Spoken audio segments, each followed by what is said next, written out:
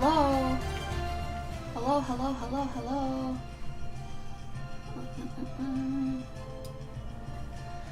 How are you today? Let's see. Oh.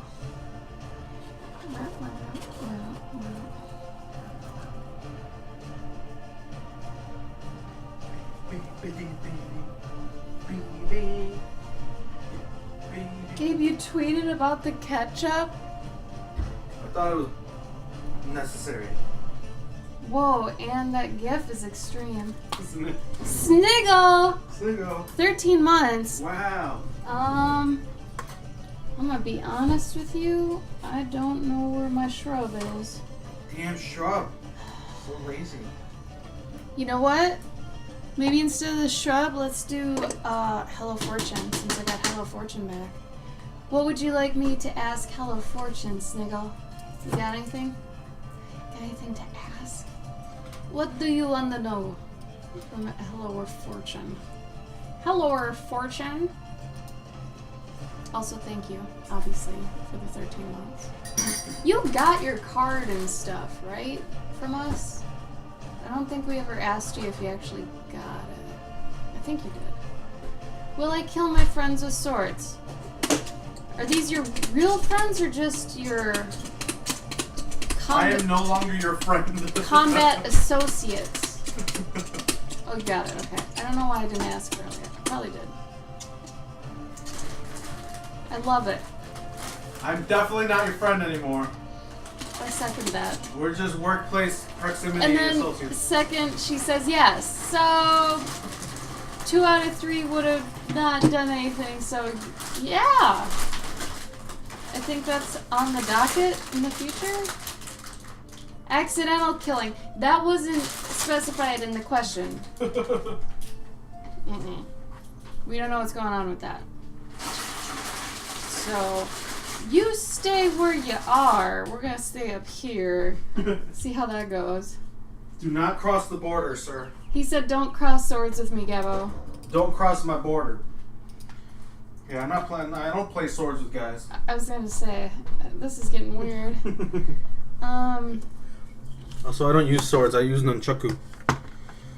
Don't. You nerd. Whoa, cool! Look, this guy came on for a ride. Where am I looking? Oh my god. I don't want to die. Don't eat me! Don't eat me! Don't eat me! Gabe got a chip technically caught on his sweatshirt. Because he's a fatty fugu daddy. Also, is a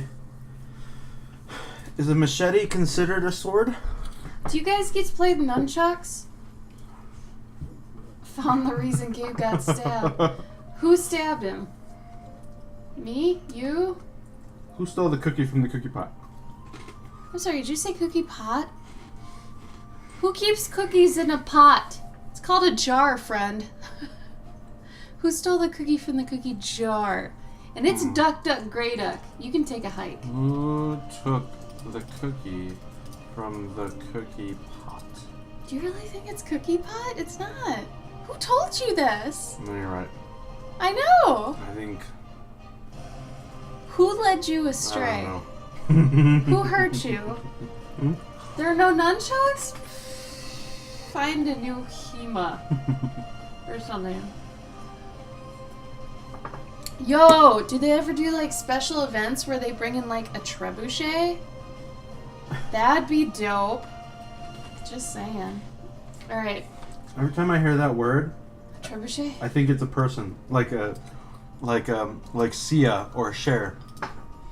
Hey everyone, my name is Trebuchet. Oh, like it's a techno, German Yeah. techno dude? I got the new hit single, Rain Down on Me. By Trebuchet. Golden Shower, aka Plus Plus, featuring AKA plus plus. aka Plus Plus, featuring Pitbull. Why does your hot dog smell like smoke? Like burning? Did you I put some liquid smoke on it. Did you turn off the grill? Everything's off. Are you sure? Everything. Are you sure? Mhm. Alright. I That's Asian martial. Oh, I'm sorry. You didn't tell me it was European weaponry only. I'm sorry. So no machetes. No machetes. I don't even know. Would that be Mexican martial arts or what? They don't have martial arts. Why? Why do you say this? We don't have we don't have any art in fighting. We just fight.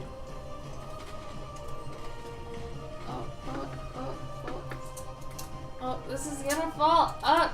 No! Don't. Hold on. Don't do it. Oh my god. Stop. Ah! Sorry. No machete. Oh, historical European. Okay. Okay. Sorry. Sorry, Snake. I didn't think about the acronym. Oh, look at me just insulting your new hobby left and right. I am awful. Simply awful. Do you work tonight, Snake, or are you off today? I forget. I think you did spell it out. Now that you say it, I remember the acronym, but I don't know. I'm a jerk. Like, whatever. Oh, you're off. Hey! Good job. Good job. Guten Jorben. Oh my god.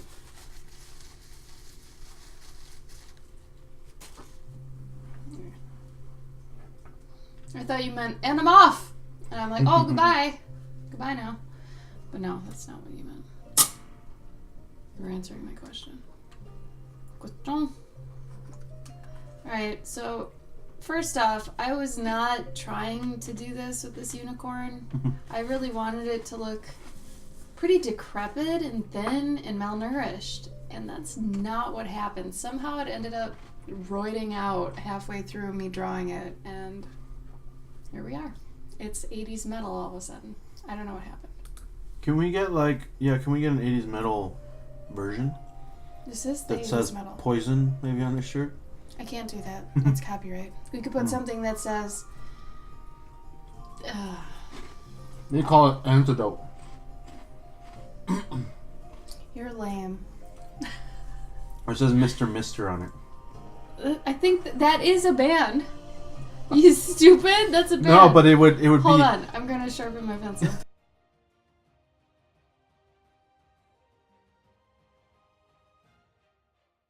No, it would say MR, Mr. Mister. Yeah, I think... Isn't that a thing? Is it Mr. Mister?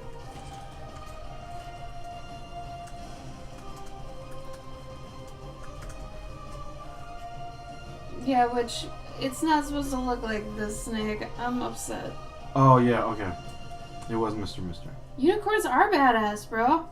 But I wanted to draw one of... If you, like, Google medieval unicorn, they look so sickly and just decrepit, and I really wanted to draw one of those ones that just looks like you could push it over. Man, I'm gonna have to try again. Because this is... I'm not satisfied with this. Like, at all. But you know what? I drew it. I'm gonna finish it. Because it's not bad. It's just not what I was shooting for. So, of course, that means I'm gonna have to go back, try again. But it does also mean that maybe someone else would like this. It's not the unicorn I'm looking for. But mayhaps someone else would enjoy it. So, I'm gonna color the damn thing anyway.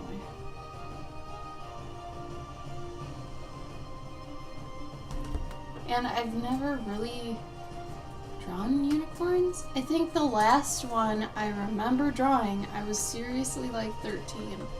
I think I've drawn way more dragons than unicorns.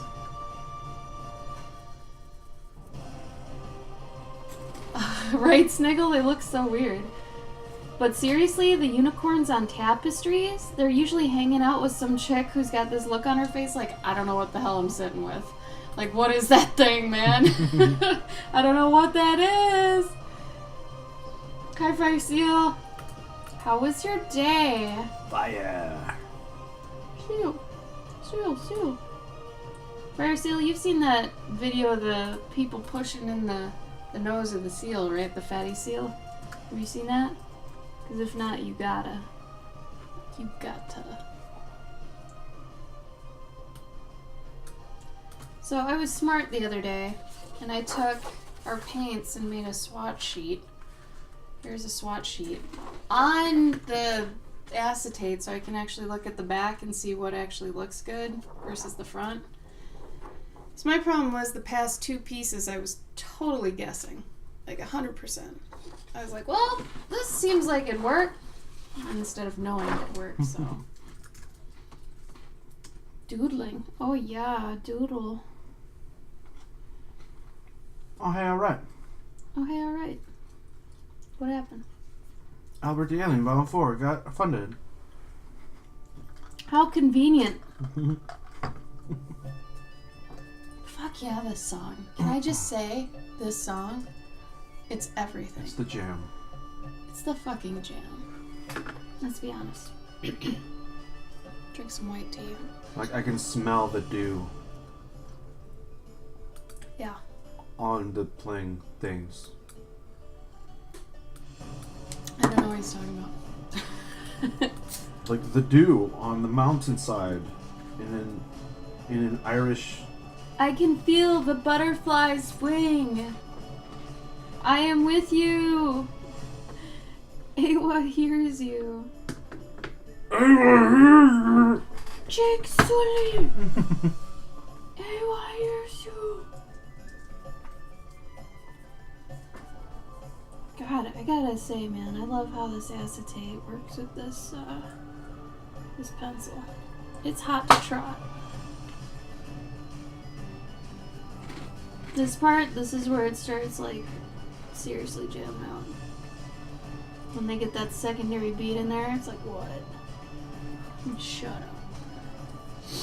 It's logical for a person to be freaked out by a unicorn. To be honest, they're kind of not great people. Unicorns are bad people.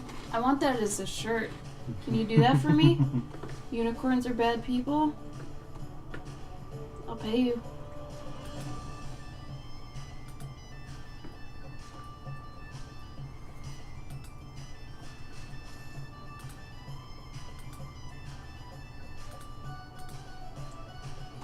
See, I like that I made him like super nonchalant and kind of femmy. I'm done with this. I should have just given him like sunglasses. Just called it a day. Shoulda, woulda, coulda.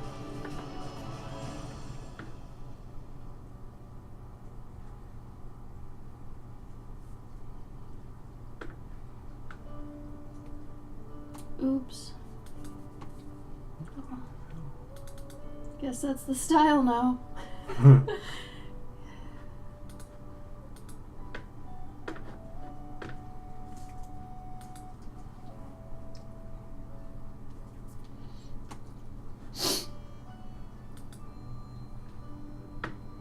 Tomorrow's sword day? Isn't every day sword day? I don't understand. Are some days like axe day? Do you have designated weapon days? Or are you just saying tomorrow's Hema day?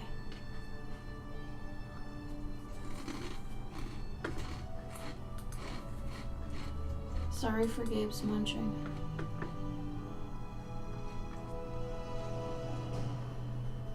Fuck. Gabe, Sorry. be mindful. I just. Facebook. Well, don't touch it! I'm trying to upload photos and it won't let me. We don't have photos. No, I'm trying to, like. Oh, art? Yeah. Yeah. It's a.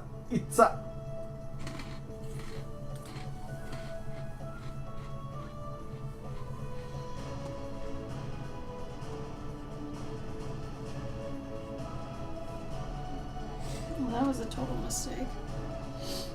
Let's see if we can't get rid of that there. Hi, attempts. What's Trident Day? Also, what kind of sword? That's what I'm saying. Oh, so So wait, you didn't answer my question, Sniggle. Are you saying like actual sword day? Like swords, or do you just mean fight day? Like your usual club? You get to go to your club.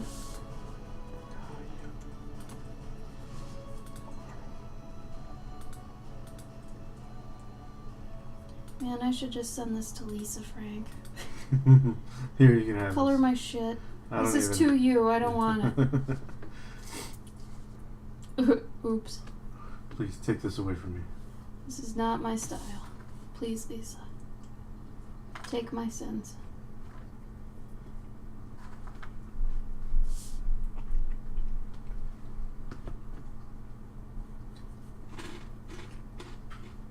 Dark brown my butt.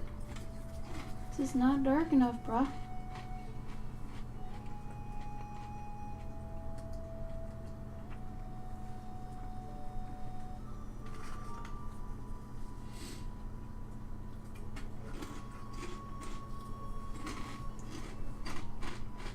Does anybody have those people on Facebook that you just kind of avoid, and then when a friend puts up a post and you say something and they reply to you, you delete your comment because you don't want to have to deal with them?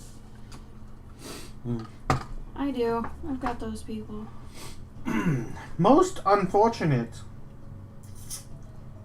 I'm just saying. You're trying to avoid them and they just come at you, and I'm like, nope. This conversation's immediately over. And all record of it gone. That's what happens.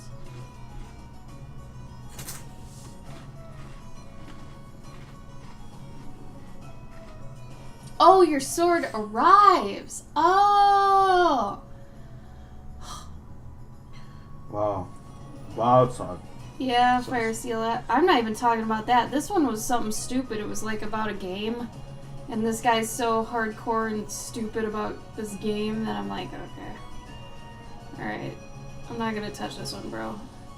Like, when you're over 30 and you still get heated up and upset about video games, or I'll even go comic characters and stuff, if you're getting legitimately angry because someone else doesn't like the same game you like, I'm out. Like, that's as bad as stupid politics crap. Or are I we can't talking even. about Zelda? That one guy. Mm-hmm. Yeah. Yeah, it's like, oh man. I cannot. I won't. You rise above and float away.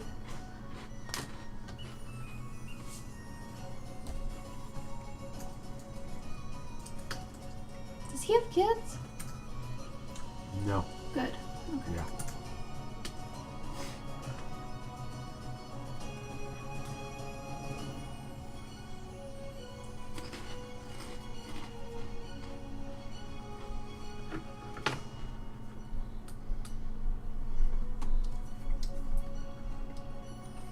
That's smart attempts. I tried to do that too. Posting is just... Nowadays it's like, why? Because it's like, rarely is someone like, hey, yeah, good for you, or some crap. And then, you know, you only want to post good stuff because you're excited about it usually, but then you just look like a bag, as in douchebag, and then it's like, so wait, I post something bad, I'm a negative person. I post something good, I'm a braggart. So, what do I want to do or be, you know? So I try to just not post anything. But this one, like, guy's post, I was, you know, I'm his friend. And so I, you know, I responded to him because we're kind of tight. And then this guy comes in, left field, out of nowhere, and just puts in his 2 cents. And I'm like, man, get the fuck out of here. And then I just deleted the post because I wasn't about to start that crap. It's BS, man. You know what? I say just do that in the future. If you post something and someone else kind of comes in and ruins your shtick, whatever you did, just delete it. Fuck it. That's what I say to that. Gabe's typing. I am the Batman. No, see, that's the thing. Like, it wasn't stupid originally. It was a friend's post. I commented normally on it. And then this guy comes in from somewhere else. Had Can made you- it his conversation all of a sudden, Can and I you- just deleted the whole thing. Can you Can I? can you retell the story but using donuts? Donuts. Yeah. So, who said that? So excited. Did someone ask that? I asked that. Hey Heather, what's up? Heather. Okay, so he brings in the box of donuts. I swoop in to get a donut. This other dude donut blocks, I'm gonna say D-blocks my hand for going for the donut and just takes the donut. And then I close the box on his hand and he drops it and leaves. No, but it was like, hey, I got these donuts. I really want to try these donuts. And you came in and you're like, They're not that good. I like their donuts, but this particular donut is not that great. I've had all their other donuts. This one isn't so good. And then this guy comes in and he's like, hey, the donuts are donuts. You can let's see what kind of donut he likes. And it's like, excuse me, I was not talking to you. I took the box though. Yeah, you did. I took the box from him. This is the best analogy, Yeah. Gabe. I love this. We gotta do this in the future. Because Yeah. I took the thing from him. Yeah. It is like, no Yeah. more donuts for no you. donuts for anyone. Even if you like it. Yeah. No. Block the D from the donuts. That's how I roll. Okay. What is happening, Heather said. I just wanted to start a stupid conversation about some crap that happened on Facebook that's like this big on my life-o-meter. And Gabe was like, do an analogy of it with donuts. And literally though, this whole thing is like not a big deal. I just wanted to bring it up because it's stupid. And I have nothing to talk about really. So I was like, well, this is something maybe everyone deals with. I don't know. I feel like everybody's touched on this some point. But I'm saying just delete the post. Just delete the whole post. F it. You know? It's like the only time that you can physically do that anymore. Yeah. You can't do that in real life. You can't just like walk away from a conversation like that. Oh, you can though. You can. You can give them a look like and just walk away. Well, it really was like if I was at the dude's table, like if he was tabling and I came up to his table and started talking to him, and then this guy totally like wedges in and starts talking there. Like, I hate that crap. Have some respect. Donut blocking. Rude. Done thing if I learn that my friend has rude neighbors, words her leave and lose their hatred. But at least they wait till she leaves, right? Maybe they're just trying to put them in the right spot so they get taken easier? Maybe they have good intent. I don't know. Absolutely. Heather, you have perma-donut privileges. If ever I have a donut, you are welcome to that donut, at least partially. If I only have one, I will share it with you. I promise. F. It belongs to me. Oh, it's not their spot? Then F those people. Respect the spots. Oh my god. I gotta, like, be thankful, though, that we don't have any problems like that with our apartment. Because I'm sure that crap happens all the time with other apartments. Oh yeah. Like, we have actually pretty damn good people that live in our apartments. I'm proud of that. Except for the folks across the street. They can take a hike. They let their baby cry for hours at a time. It's ridiculous. It was so bad that the people that lived in their building went to talk to them. They weren't home, but the kids were home.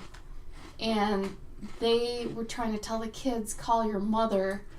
It was weird. It was bad. People are crazy. So as I was saying, I was trying to make this unicorn super decrepit and thin, and it ends up like roiding out and becoming like this big, bulky, like masculine thing. This is not what I wanted. I did not want this. I wanted a classic, like, wimpy ass unicorn. That's what you do. You can't help it sometimes. It just, I don't know. Maybe I can't draw weak things. Maybe I'm too, I don't know. too assertive that it comes out differently.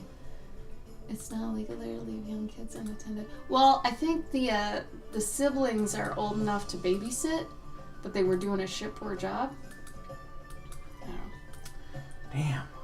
Oh, I have misophonia too. Oh my god. I rage if Gabe's eating something wrong. I feel so bad about this. I'm so sorry.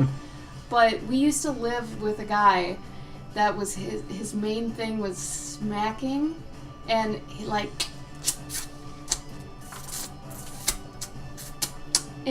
he had this jaw and he'd crunch, and every time he crunched he needed to do it with his mouth open. Every time I want to reach across the table and just let it out. I couldn't do it.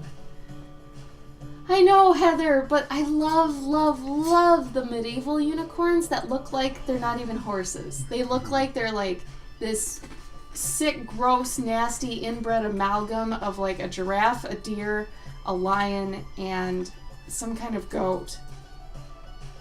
It doesn't even look like a horse. I love it, but this is what I get. Apparently, I'm not studying good enough. I don't know.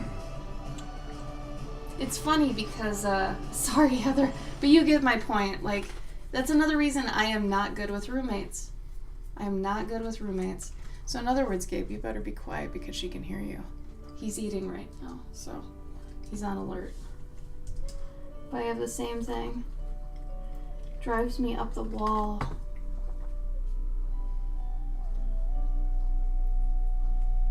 Like, do you get super, super furious?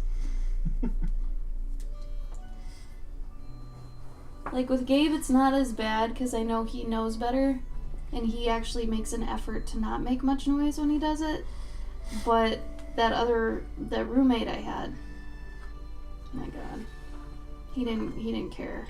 Like, and even when I told him, he's the kind to, like, come up to you and do it louder. Oh. Drives me crazy.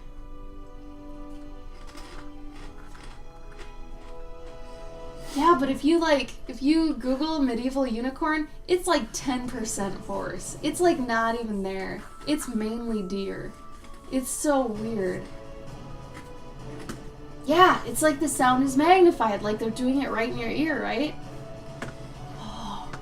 Or on purpose. Oh, it feels like everybody's like, oh yeah, well. I feel like it. Whenever you're talking about this, I imagine that scene in Wanted when he's getting yelled at by his boss, and he's like, "You never do anything right," and she's snapping the stapler in his face, and he's like, and he's like losing his shit, and he's having like an anxiety attack, and he can't get to his pills. Yeah. Basically. It is illegal? Damn. Slap the food out of his face. Dude, he was like 3 times bigger than me. I would have had to have Gabe back me up or something. It's always on purpose, Heather says. Right? That's what it feels like, man. I'm just saying. Ugh. Also, if you guys want to see the best unicorns, go to Heather's Instagram. She has the best unicorns. This is my feeble attempt at unicorning. This is probably the second unicorn I've really ever drawn. I've never really sat down and drawn them. The other one I drew was when I was like 13. I've drawn way more dragons, but I don't know. I did that like tapestry book recently, and to do that I had to look up tapestries. And the unicorns they had on tapestries were the really weak-ass ones that were like, oh, and they're all delicate, and then you can snap them in half. But I was like, oh, I want to try my hand at one of those and just have like this stick unicorn, right? I get this beefy shit. I don't know. Looks like it belongs on a mud flap. It's sexy and it bothers me, and I don't know how it's even sexy. I didn't mean for this. Talking while eating. Yeah, it is, but I have to admit I do that sometimes. I at least try to not make it obvious, but yeah, I'm kind of bad at it. Not like these. Do I do it really bad? What? Talk and eat? Sometimes you do it and I'm like, and I'm like, I'm trying to see if like you notice my look at you, because like whenever I'm eating with my mouth full, you're like, oh, I yell finish at you. eating. Yeah, you need to yell at me. If I do that, yell at me. I'm gonna sharpen my pencil.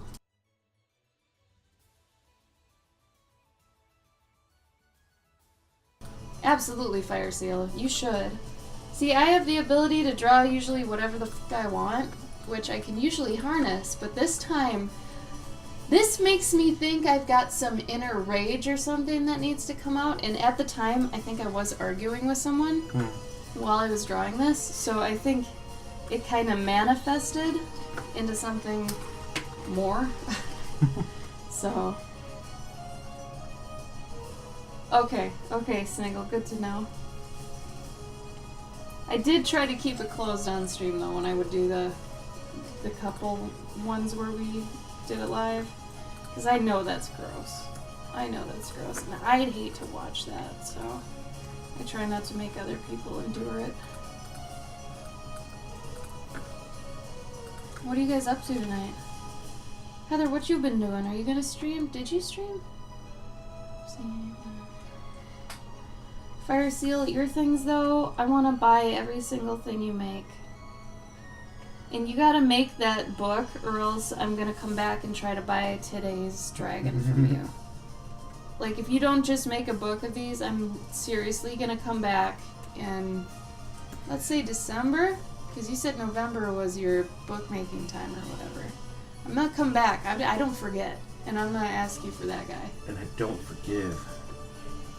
I typically don't. I'm bad like that. I know you're supposed to, but... yeah, depends on what it is. Oh, you streamed earlier today, okay. Oh, cute Sniggle. Yeah, I need all those things together, Fire Seal, I'm not even kidding. Like, today's was too ridiculously adorable. Like, almost as much as the one that I got, but I don't know, I had to pull back.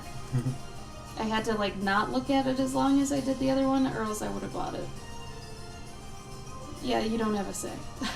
I would have bought it. I would have came and taken it out of your hands.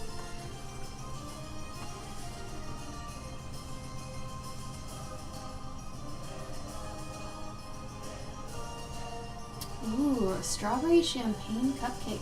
Is that when they use champagne instead of water in the cupcake recipe? I did that once with Mountain Dew.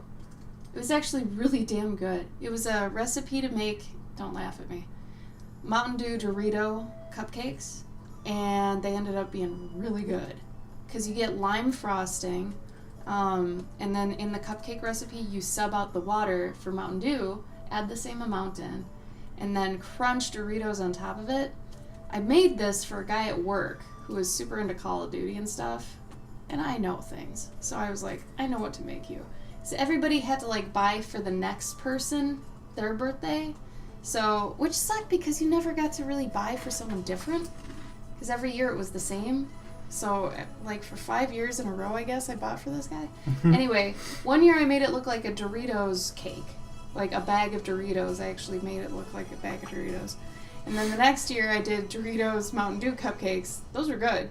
But I kind of kept that going. It was a gag.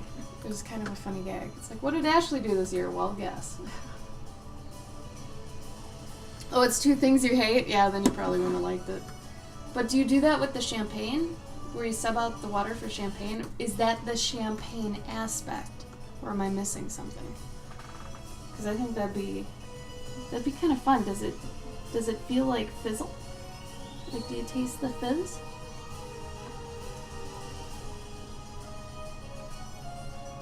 God, this song is like epic, man.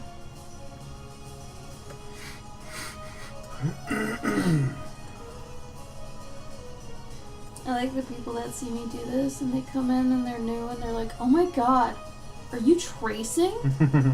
Yeah, my own work. Oh, wait, why? That's always fun, I think.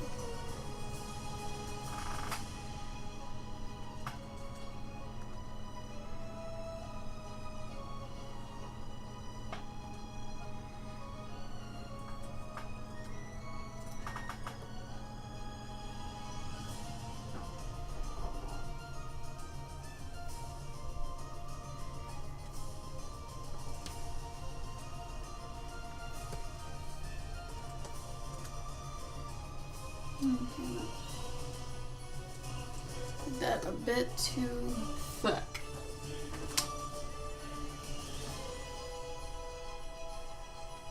Oh no, Heather. You should have a... Sometimes I do a special stream. I call it Cooking with Cloverkin. And I'll cook something with a high rate of failure, so it's kind of fun for people to watch because I could absolutely bomb it. So that's fun. You should try that sometime. People seem to enjoy watching their usual streamers do other things. It used to be a special stream. I still owe you guys one. But I'm gonna wait till we move to our next place. Does the papery stuff smudge real bad, or is it okay? It's okay. Unless you're using ink, you might have a problem, but the ink does still do well on it. The bad thing is any kind of marker. It does not take marker. I know it looks like vellum, but it's totally not. Like, it does not act the same. But as far as the pencils, it's pretty good. Car repair stream? That'd be cute. Yeah. I'd watch that. This is the Sam flange. I think. I don't know. Maybe that's the carburetor. I'm gonna cut this anyway. Now everything's on fire. That's okay though. Yeah, no, these are okay. See, I can touch this a lot and it's fine. It's fine. It's acetate. It's not vellum. Or it's an acetate substitute. I don't know. But it's not smudgy. It just does really, really well with colored pencils.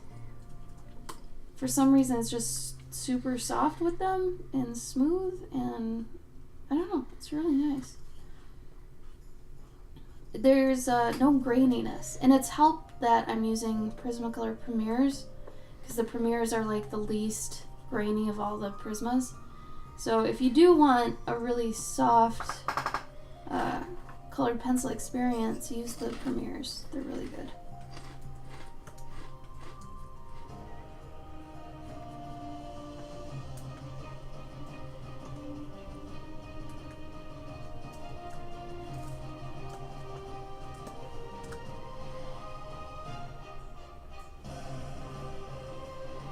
And then I'll paint this in a minute once I've got the line work done. So since I'm going to FairyCon, I was like, well, I probably need a unicorn somewhere in there.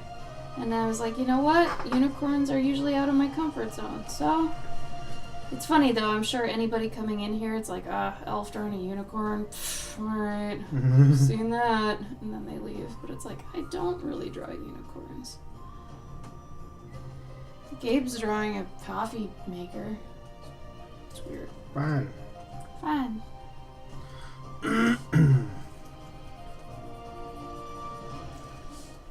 But yeah, the smoothness when you start rendering with these is actually great. I love it.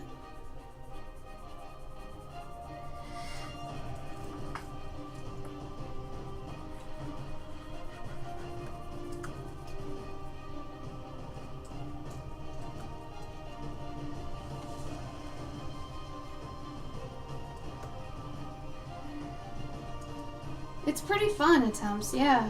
Like, I mean, I got the acetate on Amazon because it seemed pretty hard to find at actual art stores. So, you can definitely find it on Amazon though.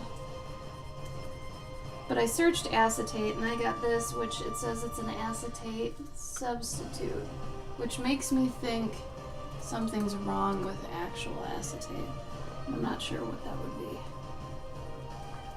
Kind Maybe of it's afraid just to more ask. maybe it's more expensive. I guess. Yeah, it says acetate alternative. I don't know what that means. Sniggle wants coffee.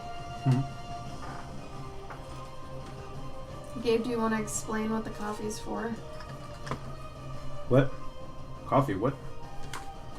Coffee maker? Yeah.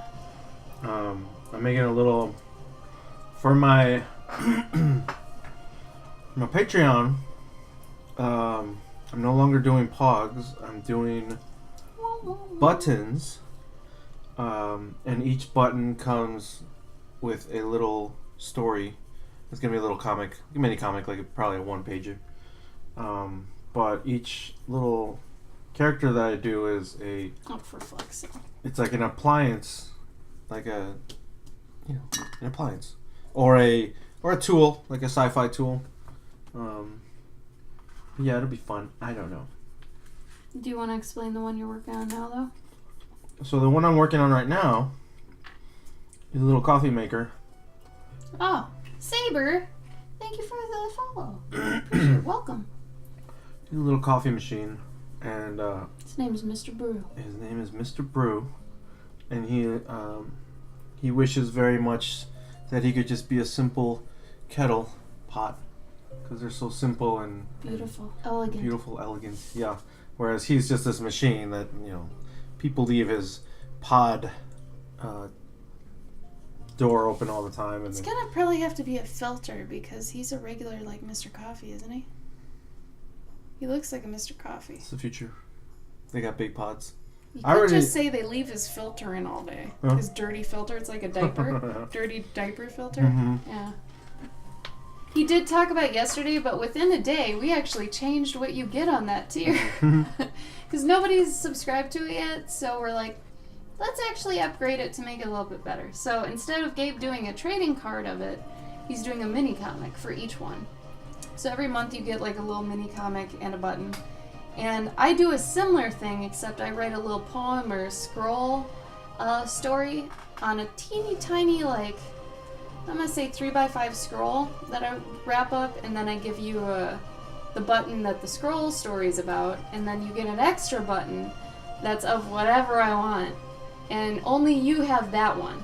Everybody else has the same scroll and story, thing, and that button that accompanies it. But every single person on that tier does get a separate button that, like, I just make a random button out of whatever I find. Which is fun when you have a lot of old magazines and stuff. So. That's the $6 tier on both of our Patreons. So if you go to, like, patreon.com/Gloverkin, mine's the $6. And on Gabe's, I think it's also the $6. Yeah. Which Gabe's name is, if you look into the chat, he's Galvasaur at the top. But yeah. How's everybody doing? What are you doing? Tell me about your life. Does anyone want to rant? Let's rant together. I want to hear what you want to rant about. I rant enough. You guys know that. My normals, my regulars, you know I rant. So. And I ran so far away. I would have said I rant so much a day. Mm. Rant so much a day.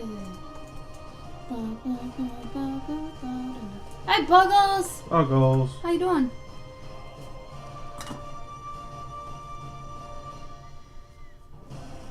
Every time I see that little, like, typed out circle in the bracket, I always imagine someone going, ahoy!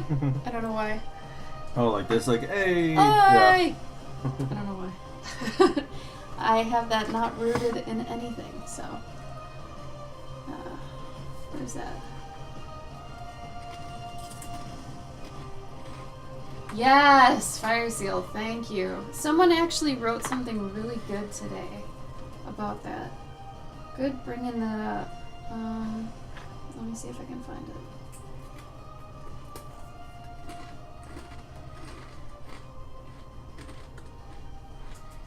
Yeah. Maybe it was yesterday and I'm blurring my days together.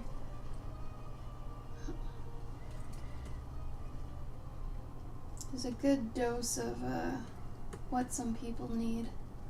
I think I even took a screenshot of it. Did I?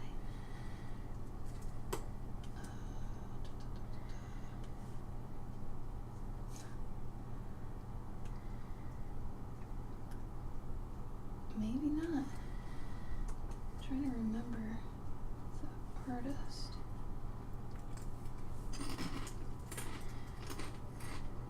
Shoot, I'm not gonna remember. Unless it's this chick. Did I get lucky? Is it this person? No. Damn! I might not be able to find it. Oh, balls. Maybe I sent it to someone. Did I send it to you, Gabe? I think so. Damn.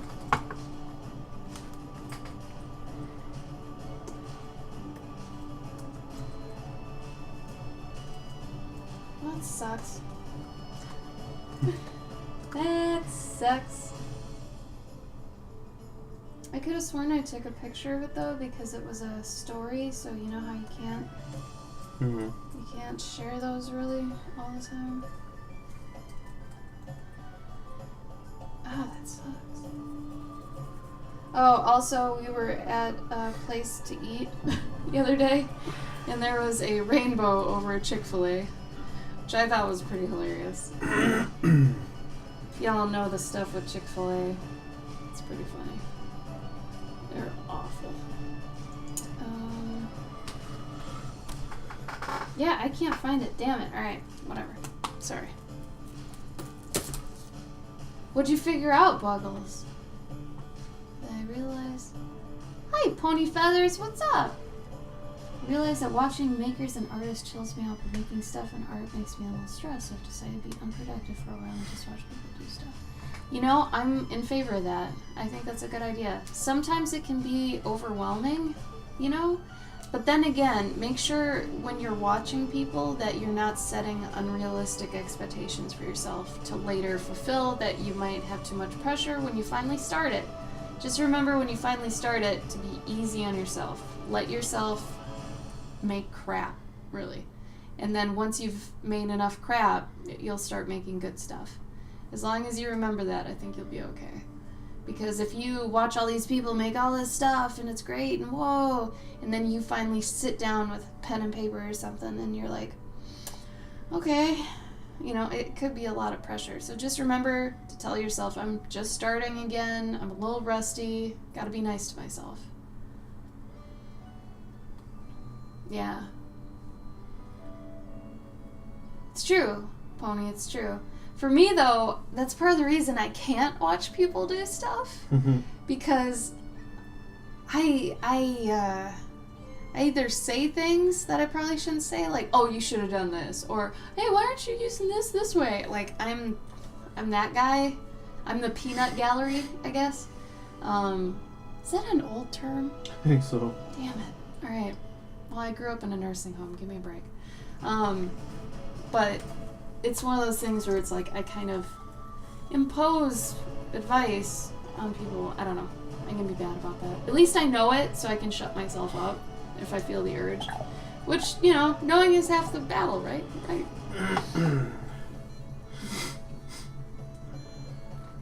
Oh, that's okay though, Buggles. As long as you have that urge and it's kind of a part of you to want to give to the world, I think you won't outgrow that. You'll always want to. It's just figuring out what you want to do for it is part of the journey, you know? So as long as you're, like I said, understanding and patient with yourself and nice to yourself, I think you'll be okay. Watch other people keep you motivated. True! Reasonable attempts. True. Unless they rant about negative things, which hopefully I don't do too often. I know I can, but, you know, I try to keep it positive. Like, I think yesterday Gabe and I did a pretty good job maintaining positivity while tempted to go to the dark side. If anybody was on his stream yesterday. So, I think we were doing alright. Because sometimes people try to wrap me into ranting. And it's like, I have to fight it. I have to fight it. Because actually we've not only lost viewers because of our rants in the past, but it just, I even get tired of myself sometimes when I rant, so I try not to do it too much because it can be just too much sometimes. I mean, I'm sure everybody kind of gets tired of hearing themselves at some point.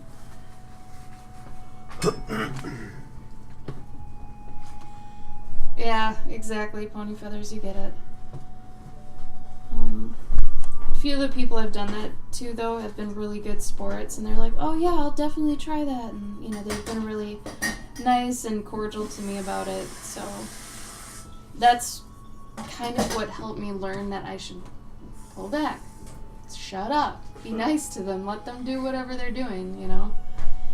Granted, they are doing it live and they are doing it publicly, so they're inviting that, but at the same time, it's my job as a viewer to be respectful and, you know, not overly critical and to, you know, give them time to figure out what they're doing.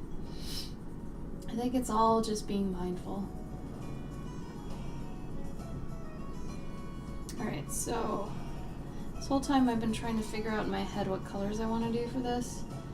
Now I'm thinking of going kind of classic and just doing like gold and tans and whites.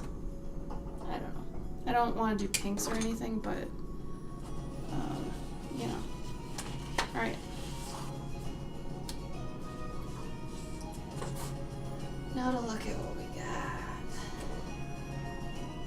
But that was a wonderful thing to share, Buggles. I'm glad you mentioned that because that gave way to a good conversation, so thank you. You know, that's part of the reason I ask you guys is because usually the things that, you know, have happened to you or that, you know, you could talk about, we could make into a conversation and people can learn from it. That's why everybody's input is important. Okay. Looking at my swatch sheet, trying to figure out what colors I want to use.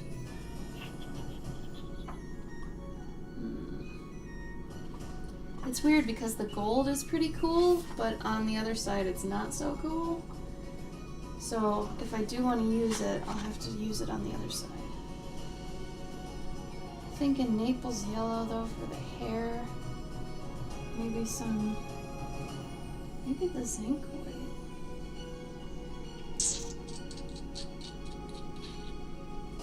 Yeah, that might work.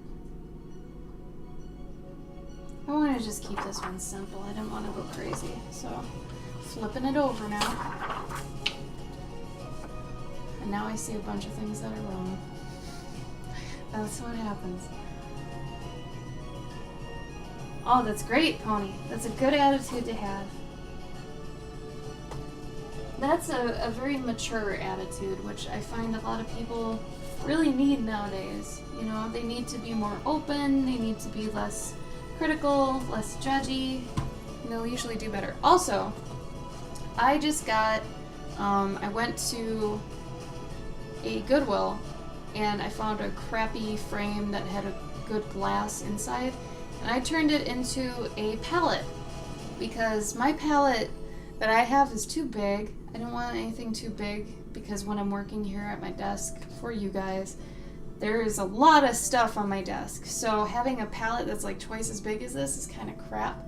So I don't want to do that. So I made a smaller one. This is a 8x10? It's an 8x10 one. So it's just glass.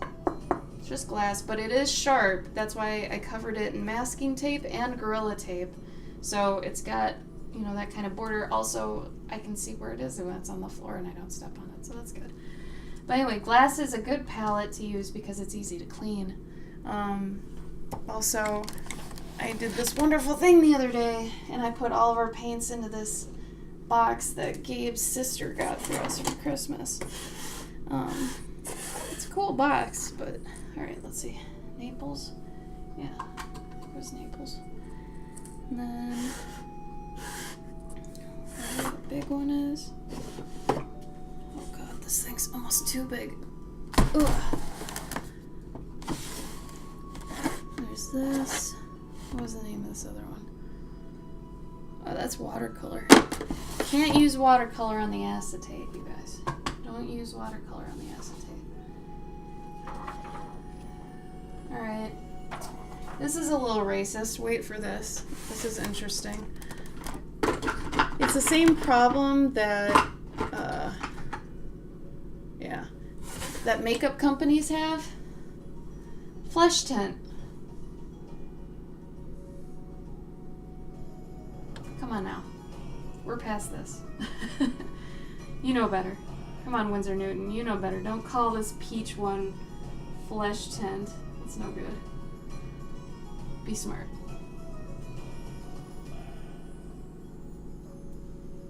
Oh, cool, Pony. I don't even know what you're talking about. Racist. A little bit. I mean, and I think it'd be kind of racist no matter what color you put as flesh tint, right? Just the fact you're saying this flesh tint is all flesh tint or whatever.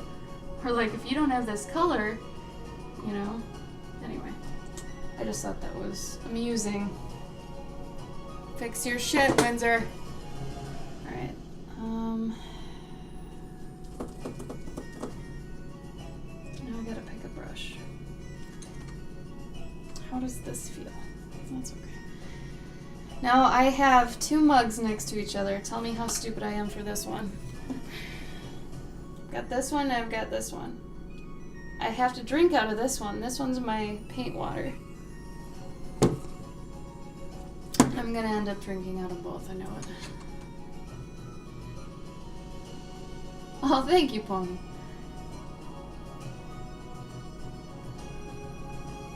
Red of the skinless flesh. I don't exactly know what you mean, Ebony, but I think I do. I don't know. I don't know if I do. If I know what you mean or not.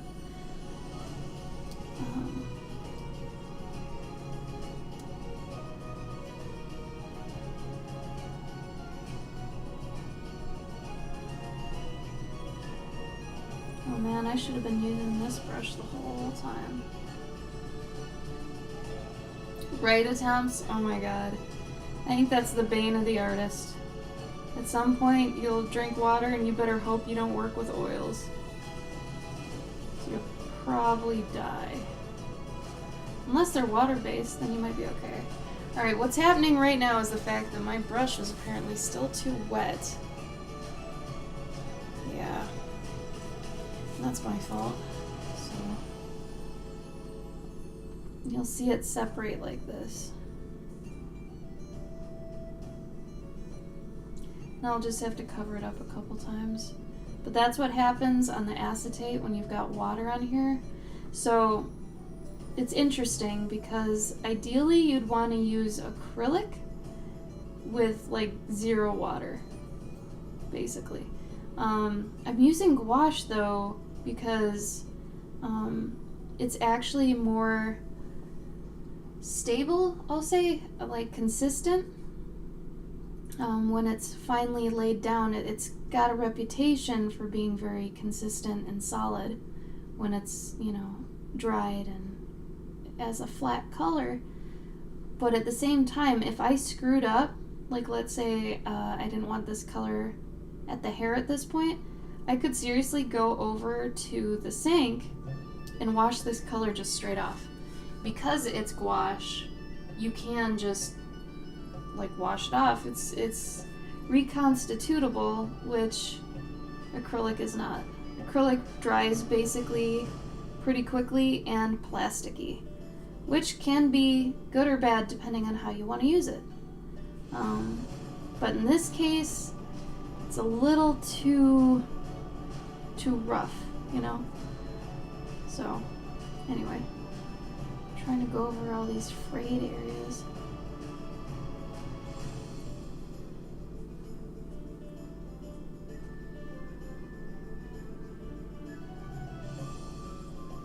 Have most of you already had like a full day today then? Like you've already been to work or gotten up, gone and done your stuff and now you're done? Do you want to talk about your day? Anything good, bad happen? I don't get out very much. I go to the gym and I come home and that's about it. Sometimes I get to go to the post office. Ooh. But then we will go on our, you know, our convention trips, which are fun, but you know, I don't get out normally consistently anymore. No, Pony, it's acetate, or at least an acetate alternative. It looks like vellum, but vellum definitely reacts differently than this by a lot. Now, vellum's good for markers. Markers do not work on this at all. It's basically you put down a marker and it immediately separates and looks like you're basically, it's like a marker on glass. It's a really weird reaction you kind of wouldn't anticipate, actually. So, no, this is acetate, basically. Which I just started using 2 paintings ago. So this is my 3rd one. And I really like the effect. Here, I'll show you the other 2 in a sec. If I can reach them. Here, hold on. I'll go get them.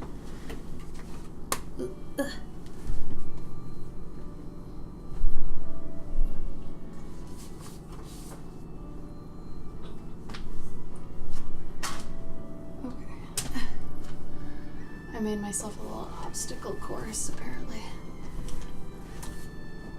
Ooh, animating at work. That's always fun.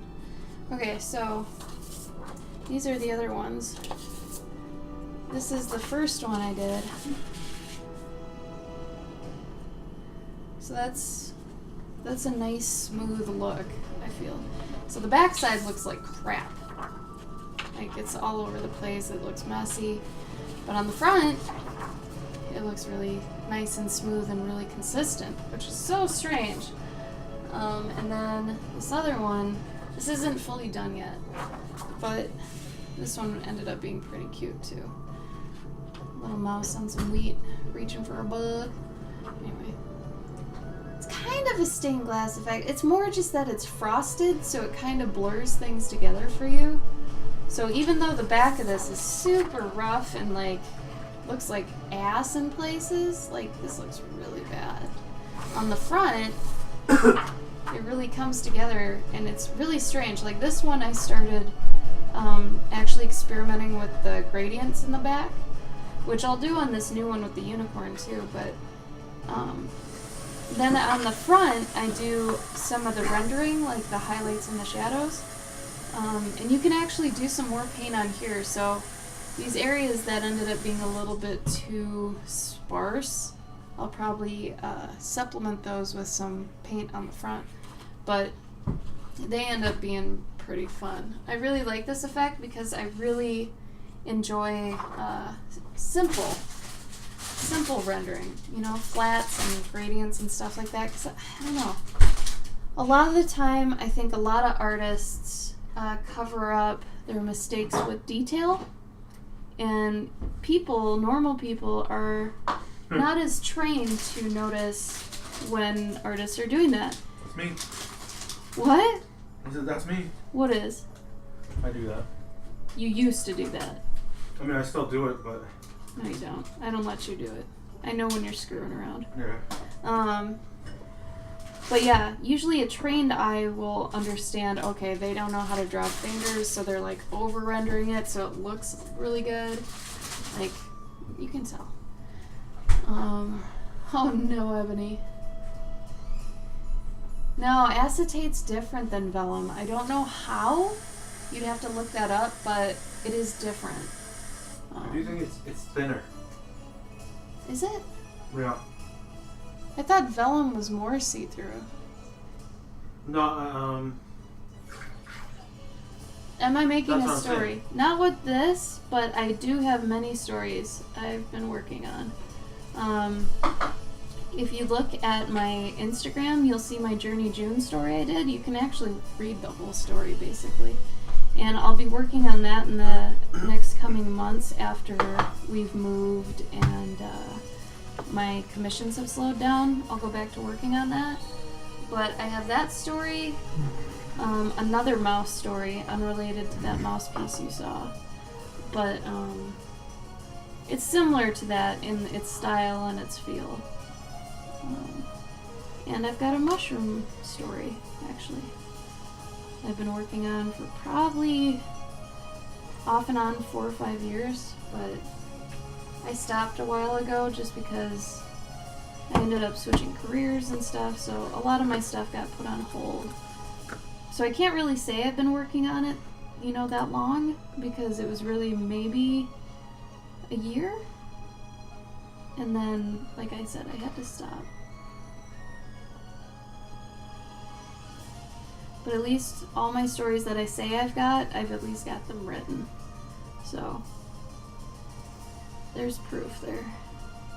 Then I've got a couple more that are written out that are a bit bigger that I shelved. Like, I made sure to write them out, and then I put them on a theoretical shelf until I got to the point I could actually do them justice. And that, I think, is a good test for a story to figure out if it's worth doing. If it stands the test of time, where it's been a few years and you go back to it and you're still as hyped about it and it still feels like you, then it's probably worth doing. If you've outgrown it, don't force yourself to do it. It just means you don't want to do it anymore and it's not really you, you know? Because a lot of us have had stories when we were younger and all that, and it's like, you know, it's not really you anymore, and that's okay. Part of growing up is realizing when, you know, your toys and the things you used to be into aren't really you anymore. And then you get older and you're like, oh man, I miss all those toys. You do, but then you know better. Yep. And you don't even have time for them if you could buy them for the most part. You know what, actually, I think you end up, if you do revisit those toys, you end up picking the favorite toys that you had. You don't get them all. Mm-hmm. You get your favorite toys. Damn it! See, I knew I was gonna do it. I knew I was gonna do it. That's okay. You end up going into that. Gouache. Oh. Yes. Damn it. Alright, I'm putting this one over here now. I just learned. Alright, I just learned. Oh, me. I knew I was gonna do it. I told you guys. It's coming.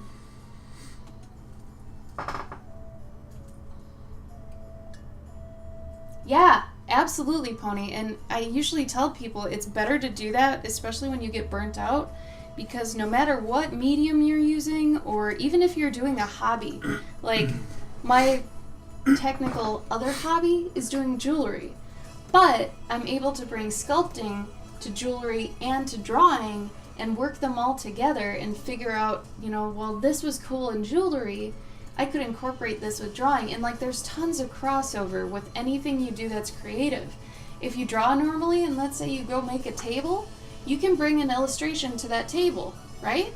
Like, there's tons of crossover. And it's healthy for you, I think, to have multiple hobbies, you know? Otherwise you'd get too burned out, really. What did I do, Sniggle? Oh no.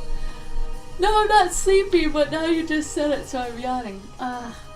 Why, what did I do? Oh, is it the drinking the tea paint water? Oh god.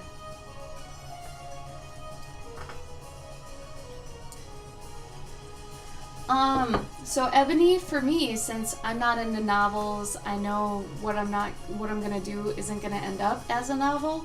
It's usually, and I've said this before too, going into how to write a story, each story can be written totally different, in a different way, different style, different means of how it's laid out.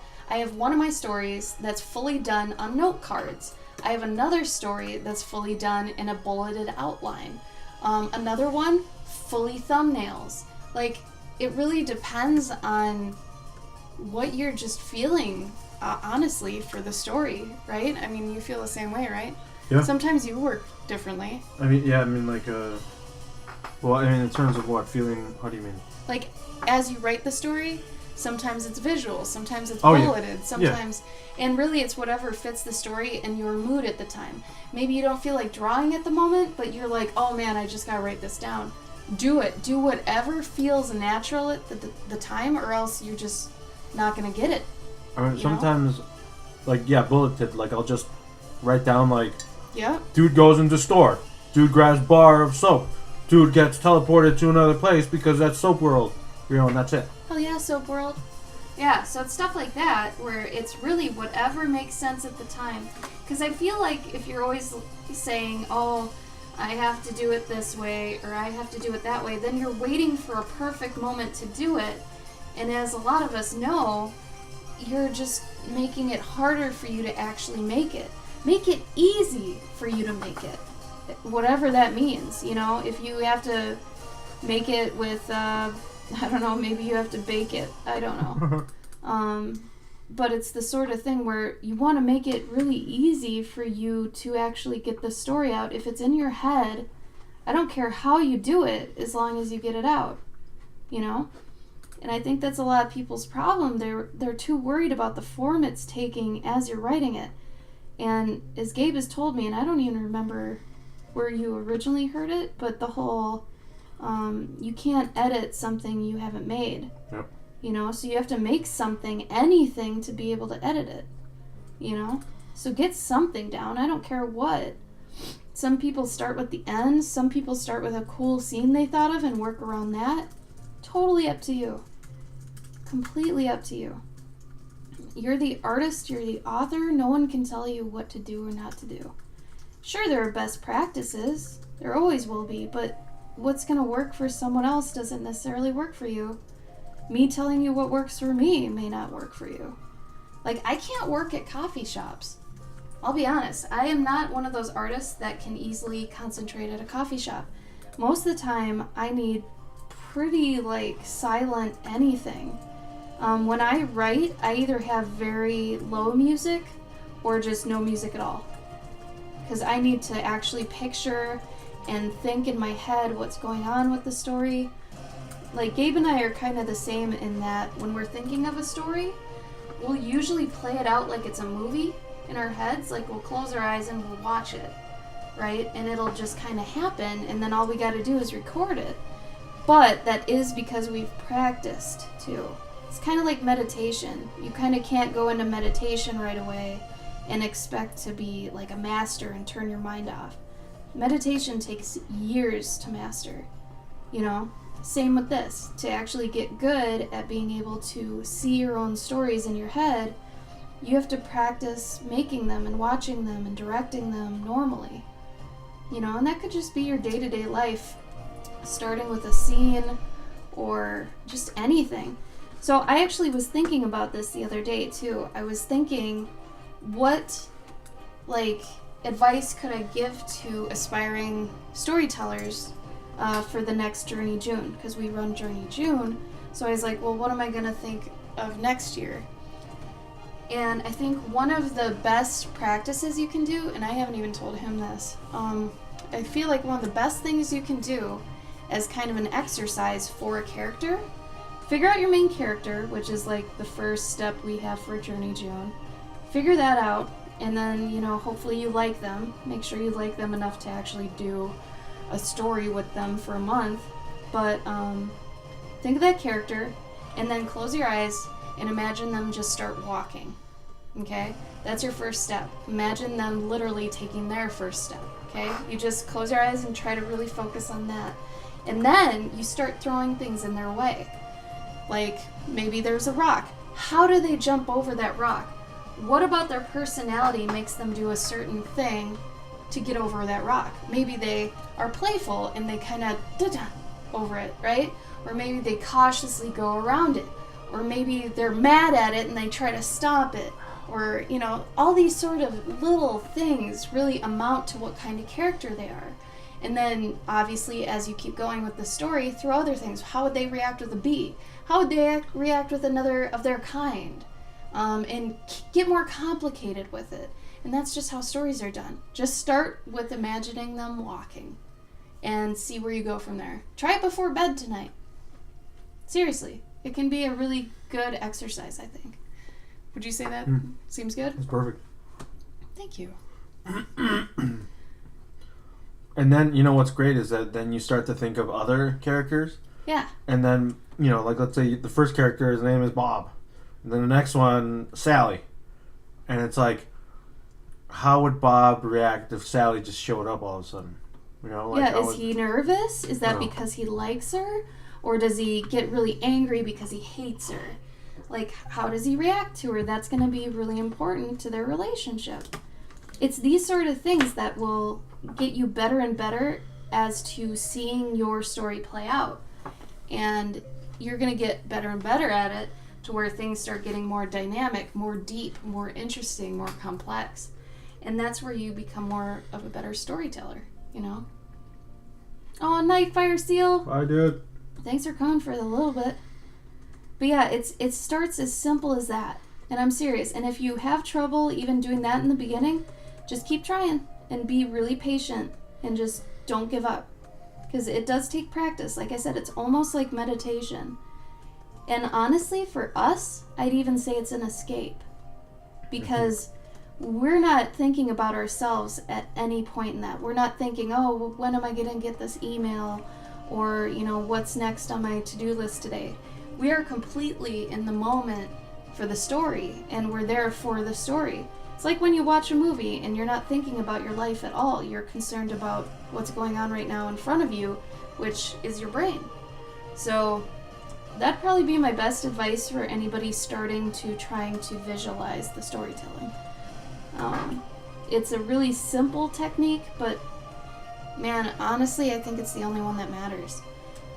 And then after you've gotten that far, remembering what happened, being able to do it in little bursts, and then write it down. And then go back into it right away, and then write it down. You know? Going back and forth can be tough, but as long as you can remember it, however you can, that's important.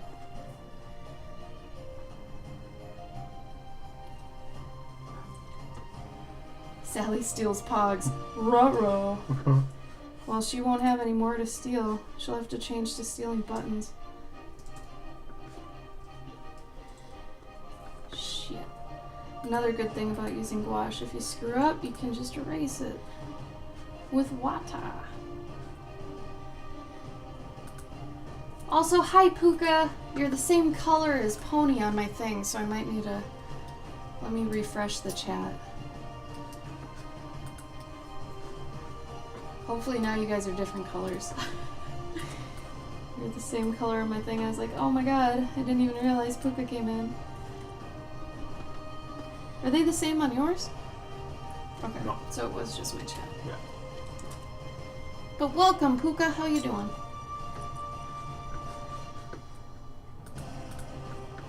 I've been loving all the content you've been doing on Instagram lately. Good work.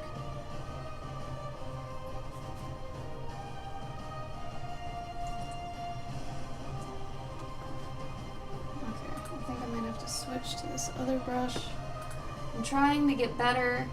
One of my weaknesses is knowing when and actually switching my brush when I need to.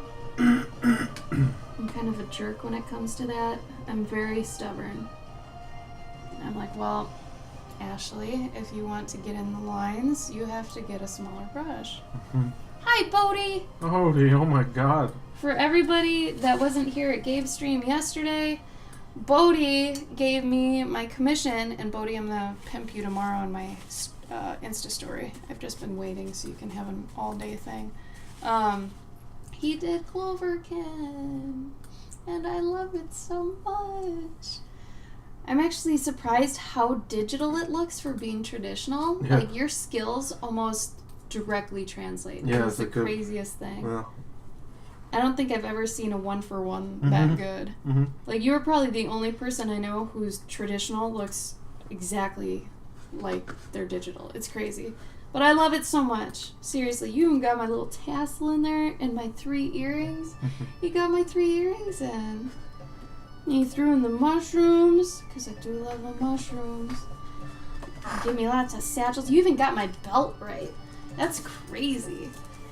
Also, Gabe, could you throw in Bodhi's store link? Bodhi is a store that everybody should buy stuff from.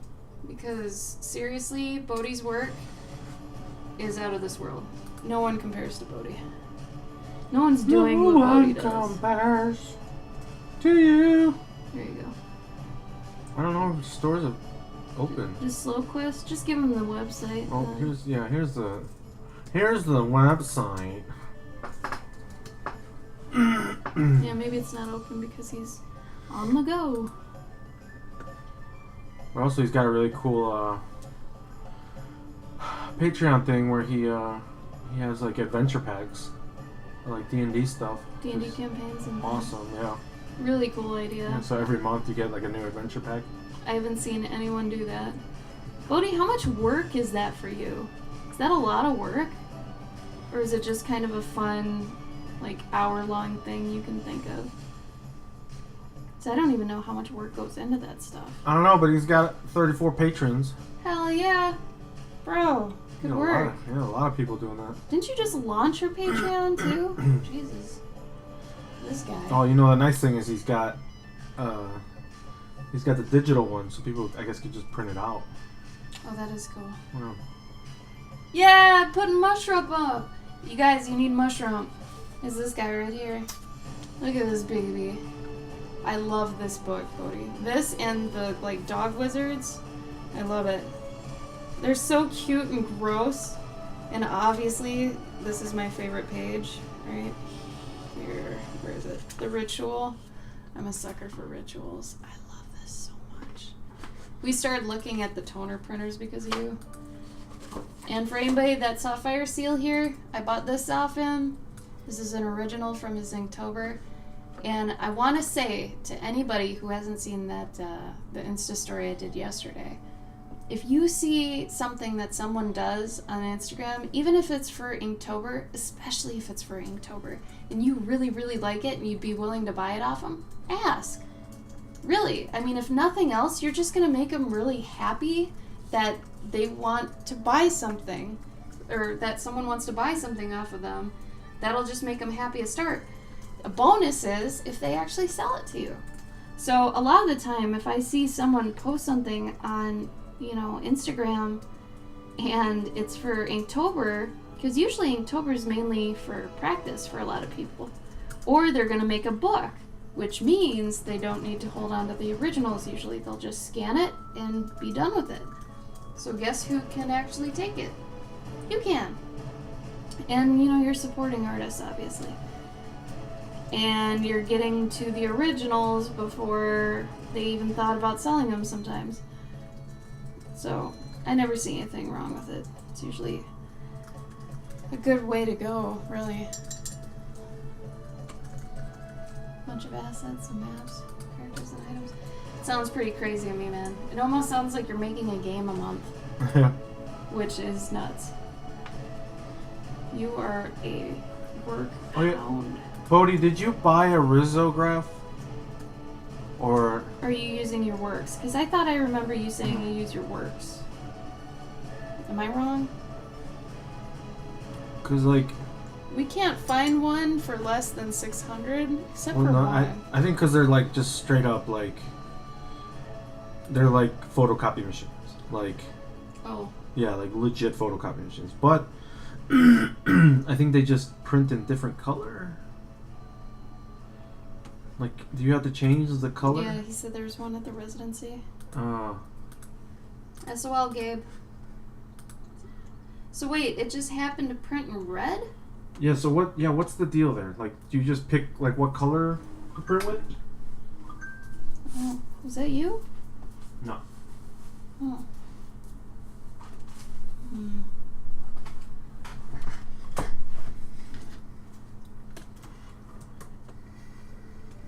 But yeah, Bodhi, I'm serious about you backing your art, though. You gotta get some cardboard corrugated insert things, because damn, I had a heart attack. I was like, oh shit, this is gonna be messed up. Got lucky. All those bends weren't on the point, but man. Oh, that was you, Bodhi. Okay. Just got the messages now. I'll have to read them later.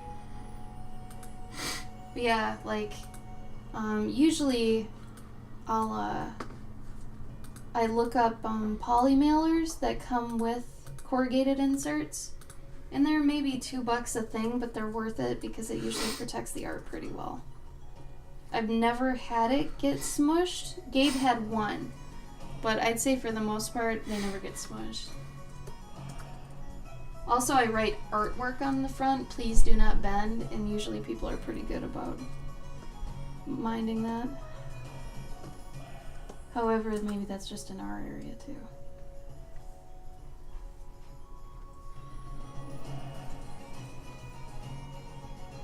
Oh, so you changed the toner? Oh. Okay, so the residency allowed you to do that, obviously. Lucky. That's cool as hell. So what do you do now if you want to make one of those? Do you buy one? Or... Because, I mean, from what I... Oh, really? Oh, no, Bodhi. Oh, no. Yeah, you're gonna have to, like, you can't trust the post office. It goes through so many hands. Like, they try their best. I will give them that. They really do. Yeah. I give them the benefit of the doubt, but sometimes things just can't get helped. But you gotta try your best, you know? Like, I always put my commissions in boxes, like this thick of boxes, and then I line the bottom with biodegradable peanuts, and then I put in 2 giant, like, cardboard, like, stocky, non-bendable things with the commission between them two, and then more peanuts on top. So if it gets smushed anyway, it's basically protected. Oh, that place lets you pay a fee to use the Rizzo. That's awesome. Huh. I mean, the fact you have it at your disposal, that's great. But then, so what's the difference between A laser printer and a Rizzo? yeah, the laser printer and the Rizzo? I mean, obviously most laser printers are just black and white, but I've seen they've got some that are full color. Alright, I think I'm gonna make both the collar and the horn gold. However, the gold does not show up on the other side, but I don't want to fully like color it in on the other side, so I'm gonna color it in this side with the gold, and then on the other side just dot certain areas with the gold. I think that'd be smartest. I gotta find it now though.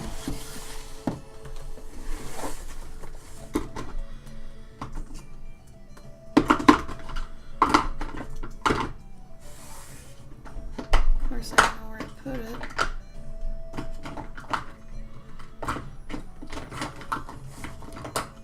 Really? Ugh. I don't know where I put it.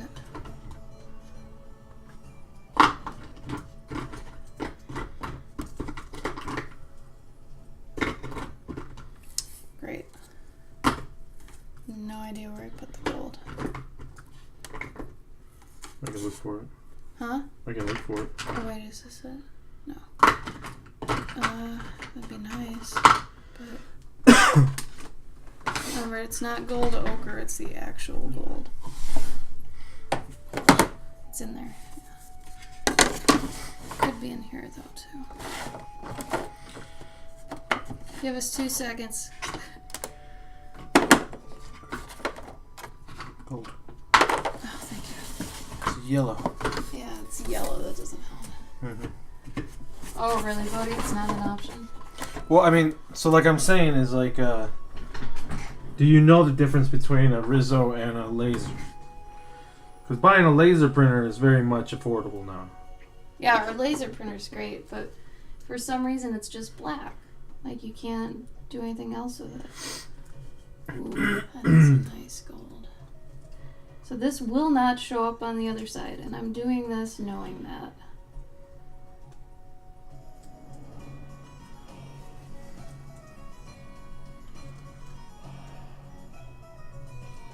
But like I said, I'd rather not go over my complete line work on the other side and just kind of dot it in. We'll see if that actually works. Since this is my 3rd painting doing this technique, I'm still experimenting. I'll probably be experimenting up till the 10th painting, until I actually figure out a good formula for myself. Because I started this knowing how my friend uses it. And just because my friend does it a certain way, doesn't mean that's how I'm gonna do it.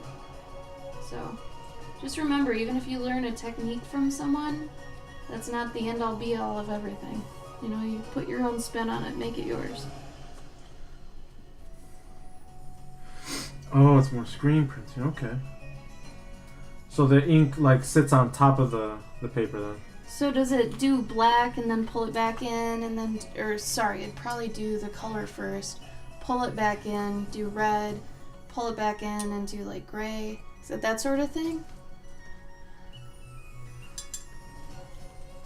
Where it layers it, sort of? Alright, so I'm gonna wait for this to dry a sec.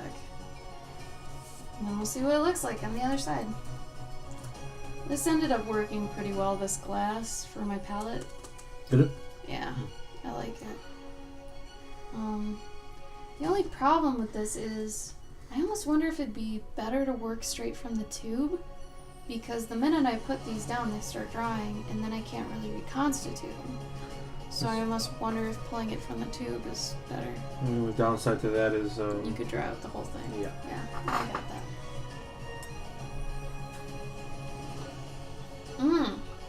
Maybe we can buy flip tops. Because then I could flip it up, take some, put it down. Oh, those don't. They don't close all the way. They don't. It'll dry out. Oh. Did you get grapes and not ask me if I wanted any? Yeah. I forgot. He forgets about me all the time. He's forgotten about me probably 3 times today. No way. I need a new boyfriend. Does Oh, anybody no. want to be my boyfriend? I'll go shopping in the chat. I reckon you should be able to get laser printers of single different colors. Yeah, no, they got them. I mean, yeah, but then I'd be afraid of them not matching up. What do you mean matching up? Laser printers are different colors, like a different one for every color. No, they sell. Like, we can get a laser printer that is multicolored. But like they were like $600. No. It's like found one for like $150. Why didn't you tell me He's a that? brother. Because I just found it today. Of course. Sold That's fine. to the Australian man I'd rather be alone. with English heritage. So interesting. You guys would make the best scenes together. It'd be adorable. Yeah, it'll be running CMYK. Ah. But I guess then, I mean, you can kind of fake the funk. Yeah, I print some pure color. So then it, like, if, let's say you had like a sheet of paper that already had, These are really tough. yeah, they are. If you had a sheet of paper that you ran through the Rizzo machine that already had like black lines on it, if I print like, let's say, a red hand on top of this stuff, it literally prints on top of it, right? It's not like a multiply layer. It's like printing, like, I think like you said before, it's like Screen printing? yeah, it's like screen printing. Like, you're painting, like the paint is opaque. That's why I was saying it, like, probably pulls it back again. Does the next darkest to lightest sort of thing.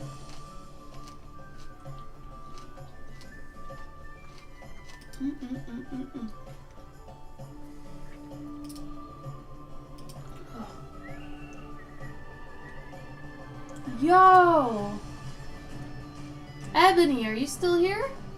Your color study's fantastic. Where is that? In Discord. No, I remember where. Finished pieces. Can you just, like, mark all as red in your Discord so you know when something new comes up? Wow. Because I don't want to keep telling you. Alright, I think this is dry. Yeah. Flipping over. Wow. Yo. Okay, so see what I meant about the gold? At least now it's backed by the color, so I can kind of dot in the gold now. Which, let's see how that goes.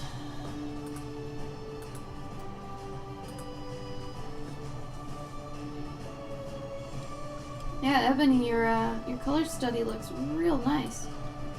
Good work.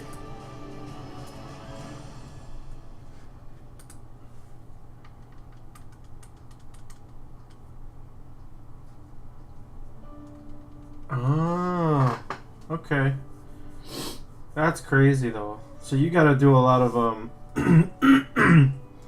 you gotta do some experimenting when you're doing it.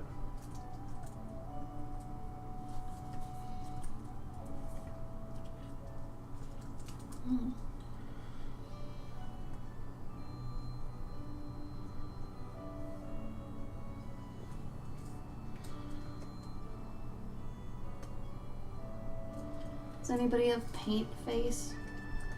Where you like make a specific face when you're painting? I always purse my lips and kind of pucker them out for no good reason.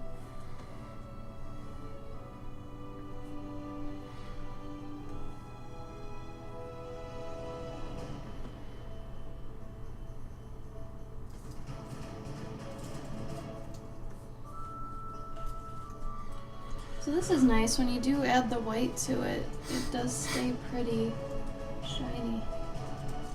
Does it? Yeah, so you can kind of dial the gold. I was hoping that's what you could do with it. That's great.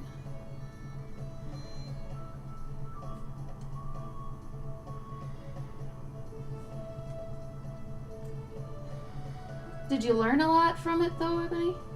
It looks like you did. You got a lot of nice purples and stuff in there.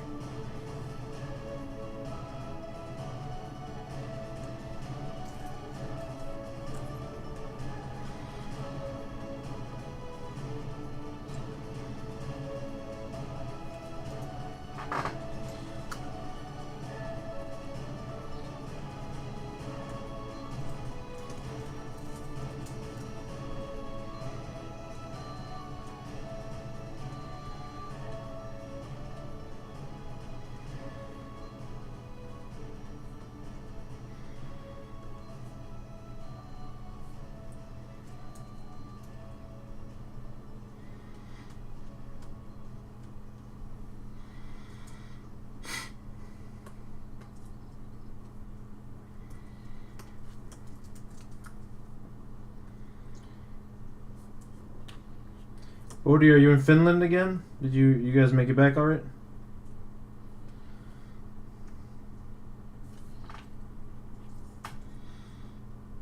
Man, you're breathing hard. I can hear you all the way over here. No. You excited? No, it's just when I'm concentrated, I breathe, Oh, yeah. breathe weird. You do. It's interesting. I think I'm actually going to add this on the hooves too. Second day back. How's it feel? You glad? You wish you'd been the other one, or?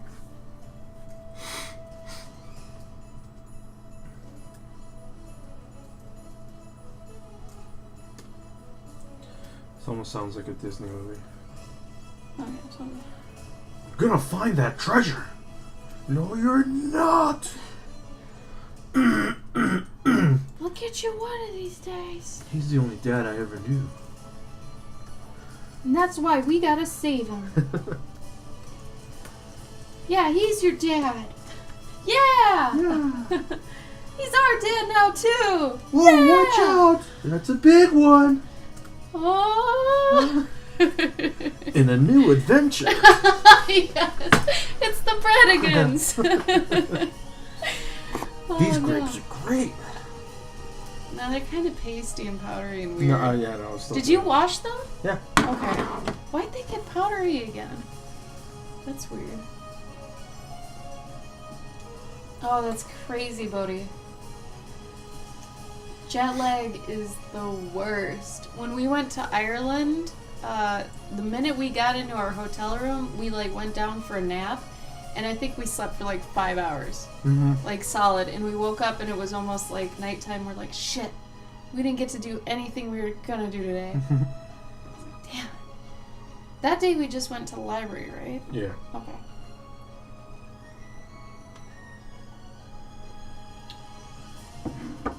Bodhi says he thinks we should apply for that residency.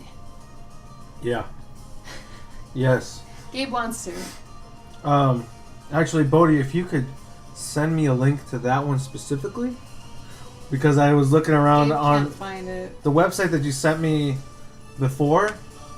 I got lost on it because there's literally There's a lot. 10 to 40 residencies per country, or even per city. I don't fucking know, but it's There's if a you lot. if you want to do a residency in Europe, I don't even need to wish you luck. You're gonna find one, and it's gonna be easy.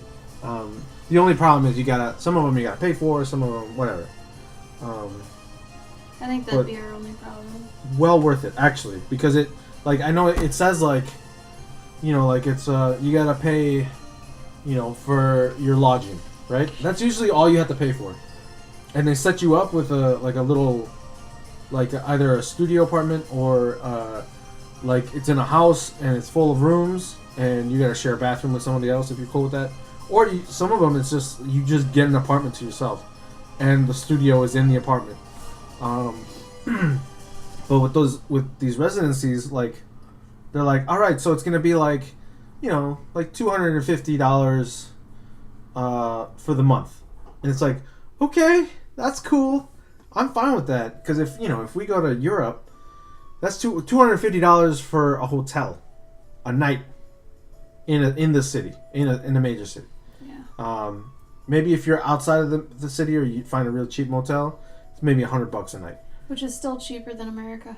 Yeah, I mean like America's stupid. if it's like $200, even if it's $500 for an entire month residency somewhere, like if I'm just chilling in this apartment by myself and just making art for a month for $500, that's a vacation I am very much ready to take. Yeah. The only problem I could see is if we signed up for a con during when they'd want us to do it. Yeah. And then we'd lose money then because we paid for the con. Wow, Ebony. Bodhi. It seems like you knew what you were doing. If you're half asleep, you still look like you knew what you're up to. Oh, Taiwan? Wow.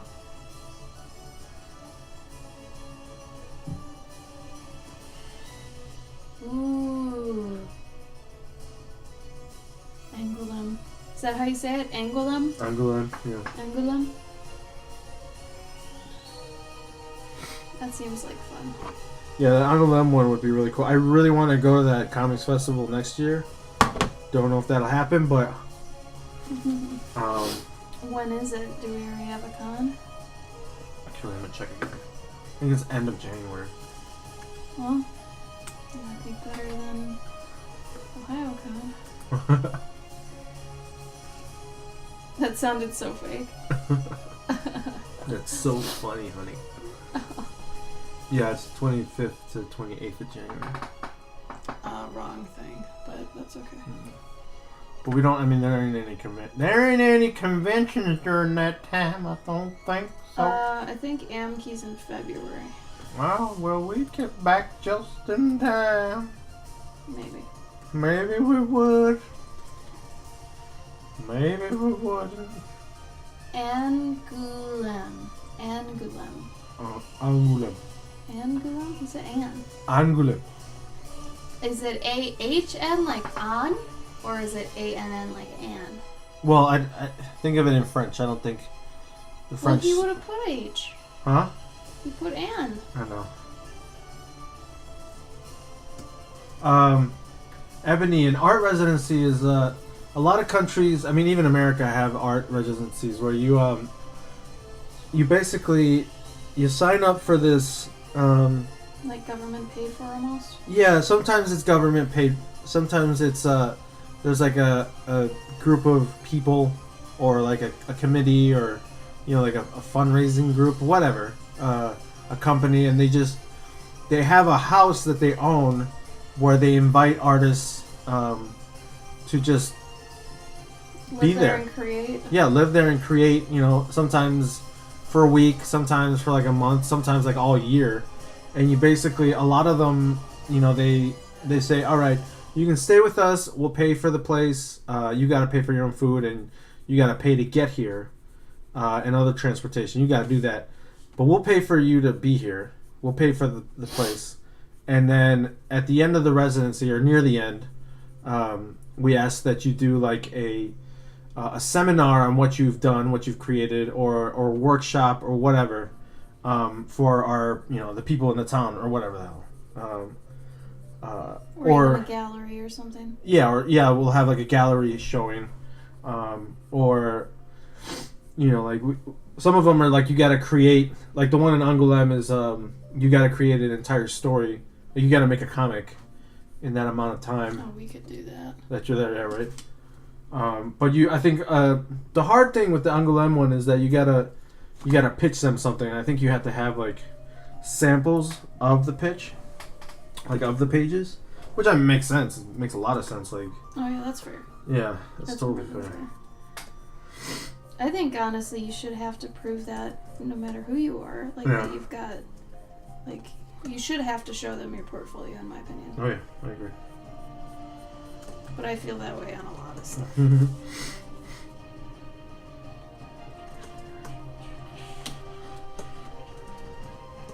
Yeah, that gold worked out alright.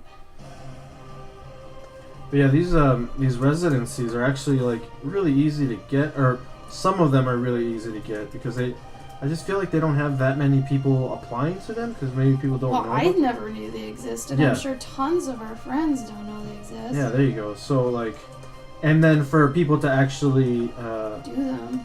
do them and get the time to Like a lot of artists have side jobs they wouldn't be able to put on hold. yeah. Where Gabe and I are in basically a perfect situation.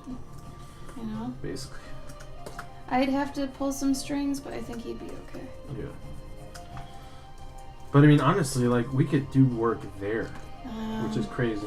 I wouldn't have a lot of my stuff for commissions for me. It'd almost have to not be next year, but the year after, Right. so I can knowingly not take commissions, Right. and somehow we make money.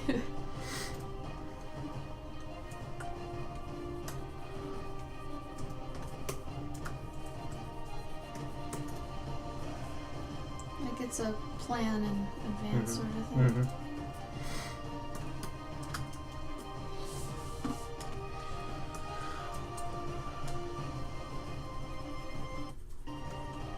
Damn you, Spotify. Don't be obtuse. Some are competitive. I could definitely see that. Yeah. I mean, like honestly, it feels like the ones in like Northern Europe seem less competitive. Why is that? Well, I think especially the ones that take place later on in the year, because nobody wants to be out there during the winter. Oh, I do. But we're down for it. We're crazy. But I'm sure there's tons of them that are like, come study like in this on this beautiful lake in the summer. Yeah, everyone's gonna want to go for that because everyone loves the summer and lake. And nope, I do give me love lakes. a forest full of orange and brown and Or just white. or white. Yeah. Yeah. We are there.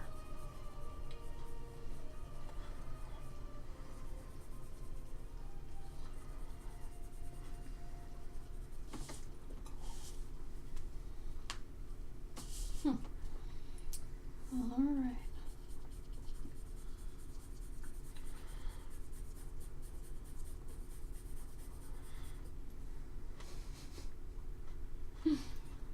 Yes. Yeah, the MLM one is in high demand for show.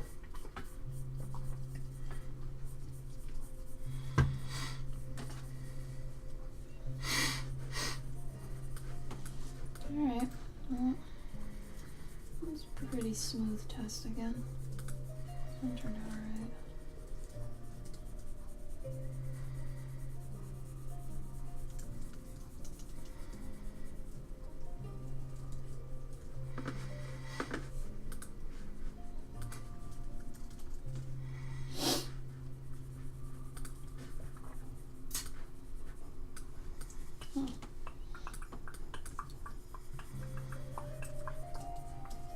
I'm gonna be behind on my books again. This is the hardest part of my book series, is getting past the halfway point. Every year I seem to run out of ideas. But it's weird, the next year I'm pretty quick to think of ideas until the middle of the month again. Yeah. Which is always really weird. Okay. Well, this turned out okay. I guess I'm good with it. I think I might put a background color in though. Maybe like a purple? I don't know. What do I get?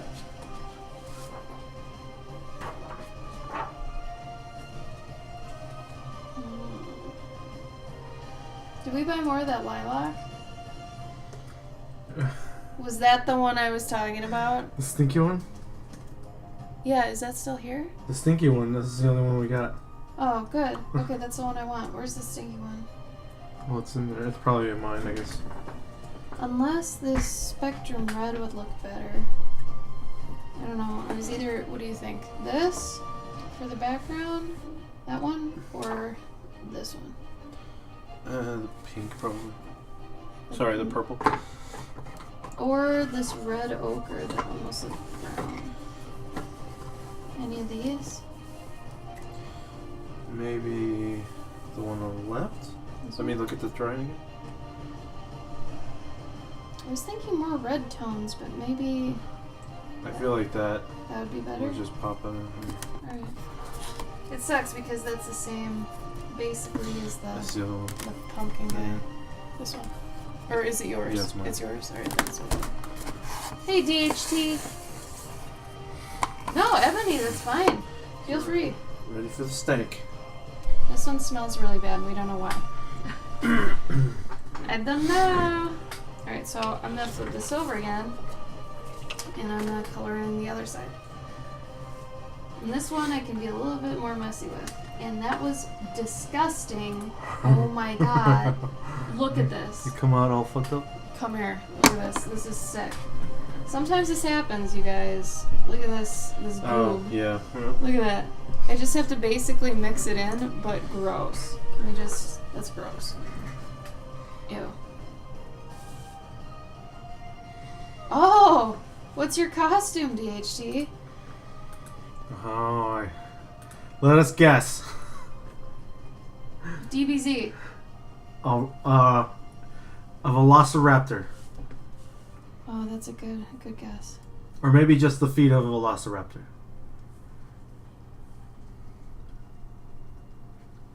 Gabe.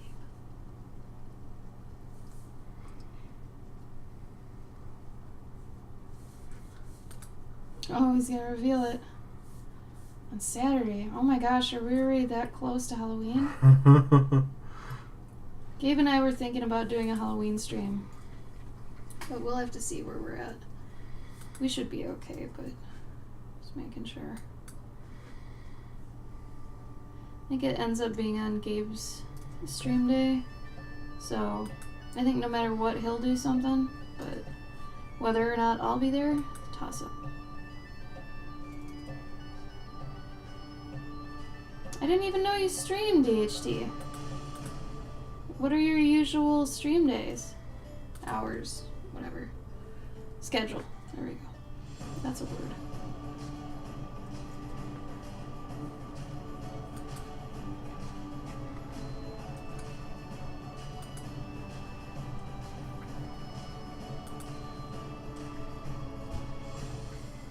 Thanks, Aaron. I am actually working on the back side, funny enough. That's what she said. I'll show you the front in a minute. So stay tuned real quick. Just want to make sure this doesn't dry funky.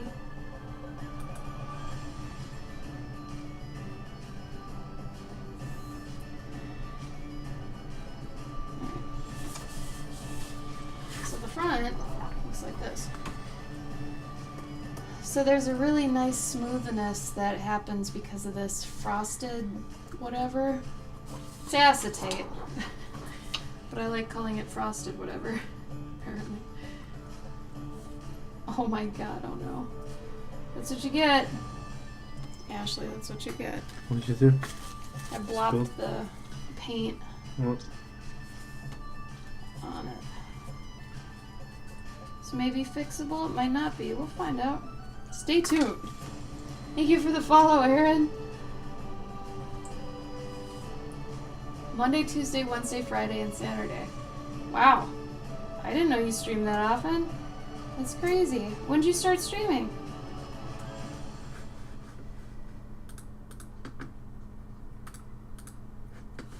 Did that actually... Huh. It didn't even really do much. Cool.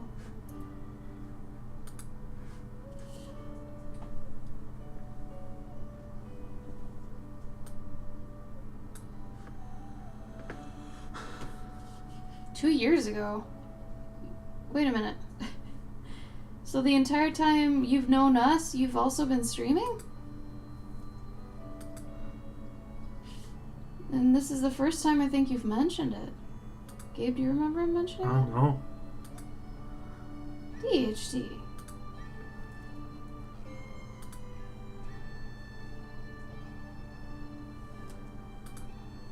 Wow. Good for you, buddy. Keep it up. Oh, this one smells really bad. Wow. Does it? Yeah, I don't know why it smells so bad. This is ridiculous. Like this paint, I don't know why this color, why this brand, I don't know. It's very different from the others. It's funny how much of a mess this looks like on camera, but like on the other side, I swear to God, it doesn't look this bad. It's the craziest thing.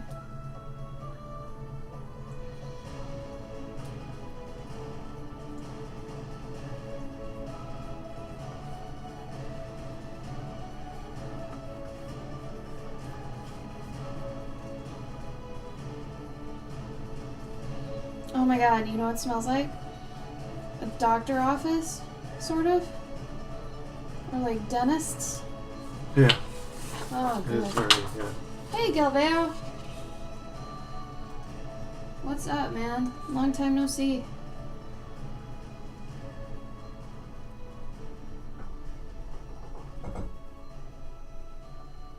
Sniggle, you still here? I picture Sniggle falling asleep.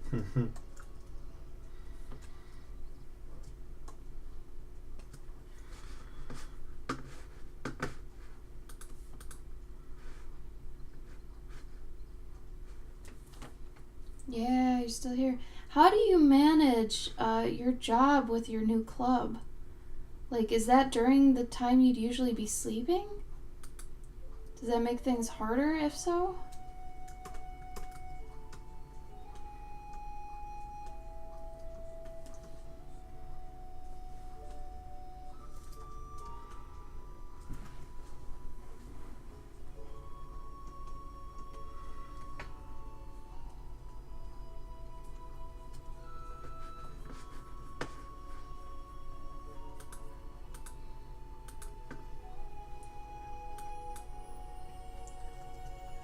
Oh, wow. That's crazy, Snig. So, are you more tired at work than usually, or does the fact that you're up beating people up for a while help you stay up? That's pretty hardcore, man. Mad respect. Oh my God, it smells like medicine. Why do you think that's so funny? Taking my time with everything. Kind of weird. I haven't touched this pencil since June. Wow. You know what though? Sometimes I feel like you just have those years, and yeah, I'm gonna say a year, where you're just not really art heavy. And I think that's when you're really figuring out what art means to you. So, I mean, it might turn out to be a bigger thing in your life, or maybe it's not that big of a deal. It depends kind of how much you miss it. Kind of the whole, if you love it, set it free. If it comes back, it was meant to be, that sort of thing. So sometimes it's good to take a break from things, if even to look at them, you know, instead of being so close to them. You know, look at them from kind of a further perspective. Oh no, Sniggle. How would it usually be though? Like if, like before you started the club, was it the same?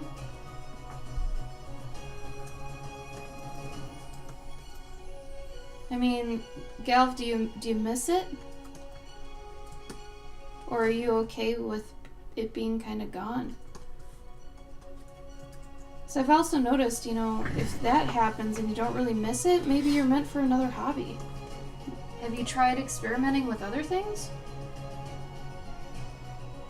Like maybe you're more into wood making or like sculpting or anything like that. Maybe it means that art wasn't really, or at least like drawing wasn't doing it for you. Maybe you wanted more. And let's say you were into sculpting, maybe drawing wasn't you know, doing enough with your hands.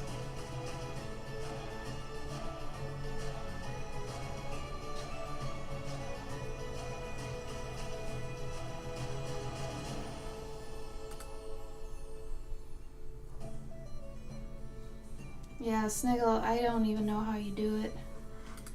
You're crazy.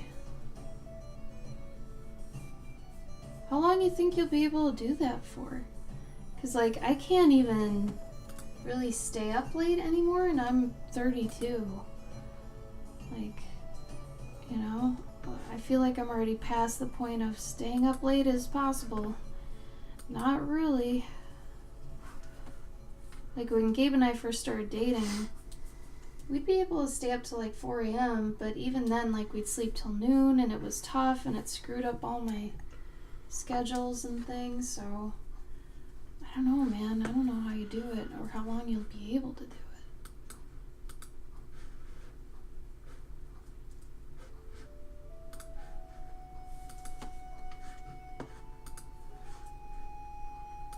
Oh man, Oh, almost sounded like Danny Boy. Gal, you might have maybe a depression of some kind if nothing seems to interest you. I've heard that can be a thing.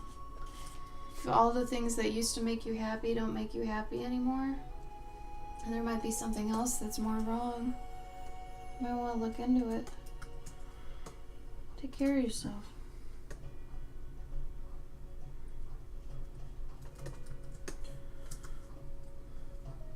Are you still working on that damn coffee pot? Hey man. Gabe, too long. No, I wasn't working on him. I did. Well, I was, but I did some more. He looks really cool. Okay. I think I'm in love with him. Okay. Okay. He just looks really neat. He's like a Pokemon. You see? Maybe I'll just reinvent Pokemon. Yeah, that's been done a few times. No, not like this. It's robots. It's so cool.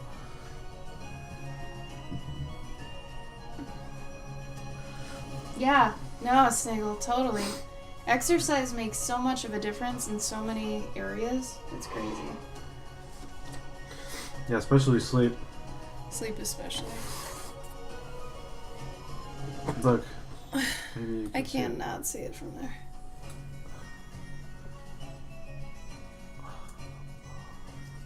He's pretty fucking cute. And he's like, I'm gonna get it. I'm charged up. See Uh, right? He's like, I'm charged up. Yeah. And he's like, oh. what are all those going to be used for then? I don't know. Exactly. And I mean, that's I'll- my problem with what you're doing. Hey man.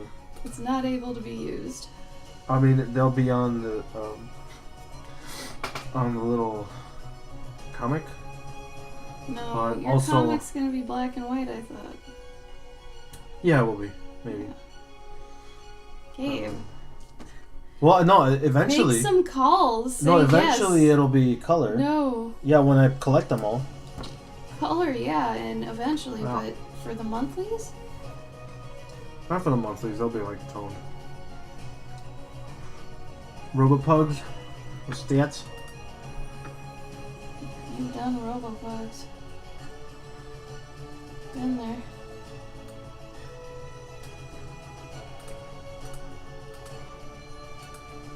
Oh, Robopogs. I thought you said pugs. Oh, No, he's actually quitting the pogs, yeah, man, I'm making buttons now. but they're with a twist. Yeah. It's not just boring ass buttons. Also, I'm still gonna. I've been collecting your Pog pack? Pog packs because I know you got like 6 or 7 coming to you. When you're ready. Yeah. So once you either when you get home or when you get to a place that's you'll be at for a while, or maybe you'll be at in Finland for a while. Then I can send them. over. Nightshade, it is! I totally didn't even think that you'd see this. Yes! You and your unicorn theme lately. It is. Give me a minute to flip it over. It's funny because for those just coming in, when I did this earlier. I was really shooting for like one of those. If you Google like medieval tapestry unicorn, you're gonna get these wimpy ass looking, like decrepit, malnourished, thin, really kind of sickly looking unicorns. And I really wanted to draw one of those. Like, I was trying, and it ended up being too metal. Like, by the time I was done with it, I was like, wow, there's steroids in this unicorn. Like, it looks like a mascot for a sports team or something. It's a little too beefcake, even for me.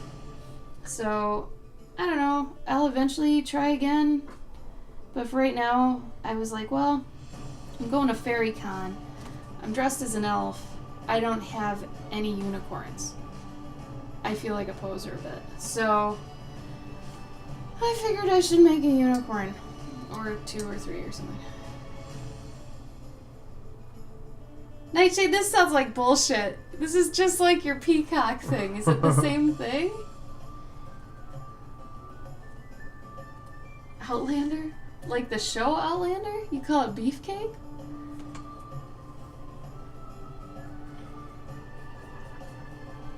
I haven't seen Outlander.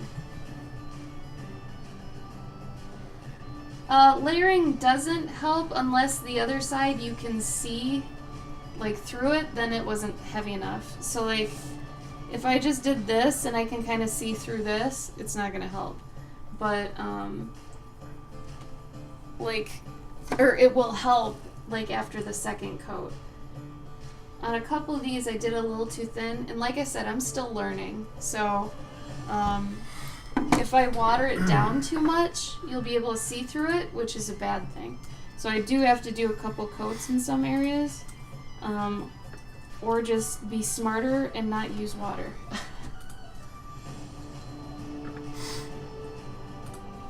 Oh, I don't even know who you're talking about, Bodhi. Why'd you break your unicorn button, Nightshade? Why don't you care enough? Care more. But yeah, so Ebony, there's a couple things that I'm learning you can do with this. The layering doesn't matter, and that just happened to be a darker color. Whoops. So that was a mistake, but we'll see what happens. I'm seriously still embracing like the experimental side of this. But you can do gradients and cell shading as long as you do it in the first coat. I did not call you out. I believe you. I believe both of you that unicorns are badass. I never said they weren't. And that Nightshade has a collection. I don't doubt it. Especially since the man's like gonna be a unicorn for Halloween. I'm impressed. I'm just saying. Alright. This looks like a mess. No! No! Does it just need a new battery? Or is it dead ski?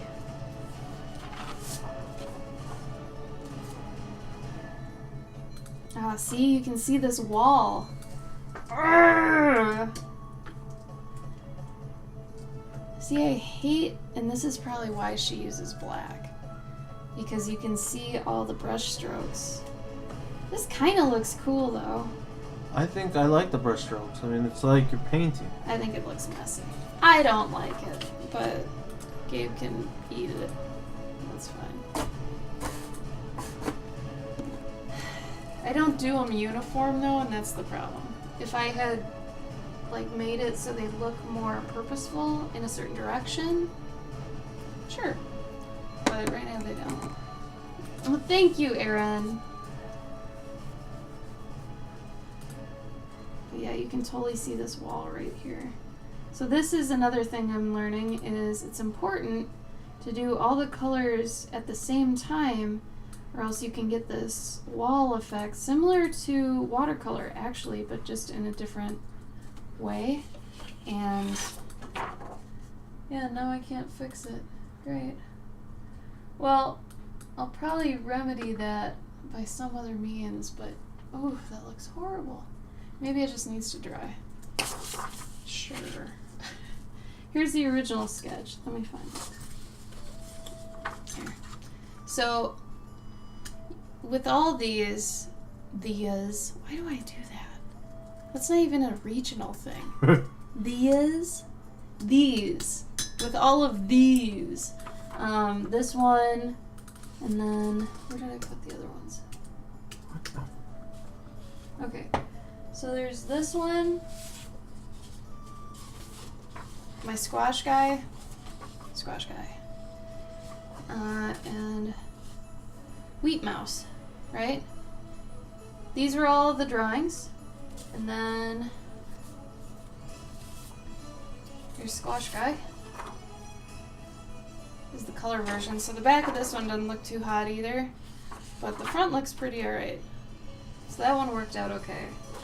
And then here's the Harvest Mouse. He ended up looking pretty good, but this has the same problem right here, where I didn't get them the first time, so I don't know. I either have to fix it on the front now, or no, I have to fix it on the front now. That's basically the end of that. So this is the third attempt. Thank you, Aaron. So we've got the unicorn here. But I'll have to do something. So then I'll put this in a frame. Most likely, I've got this frame over here. It's pretty gaudy. It's very fit for a unicorn. Look at this. Look at this. This is crazy. So I'm thinking this will look pretty alright in here. Yeah, the inside of it looks a little rough, but yeah, it should look okay. I guess. Might not fit, actually. I might have made it bigger than it should be. Oh well. I'll figure out a frame for it at some point. I probably just gotta paint. Alright. So this is a form of paper. It's called acetate, but it's not like vellum. It reacts completely differently.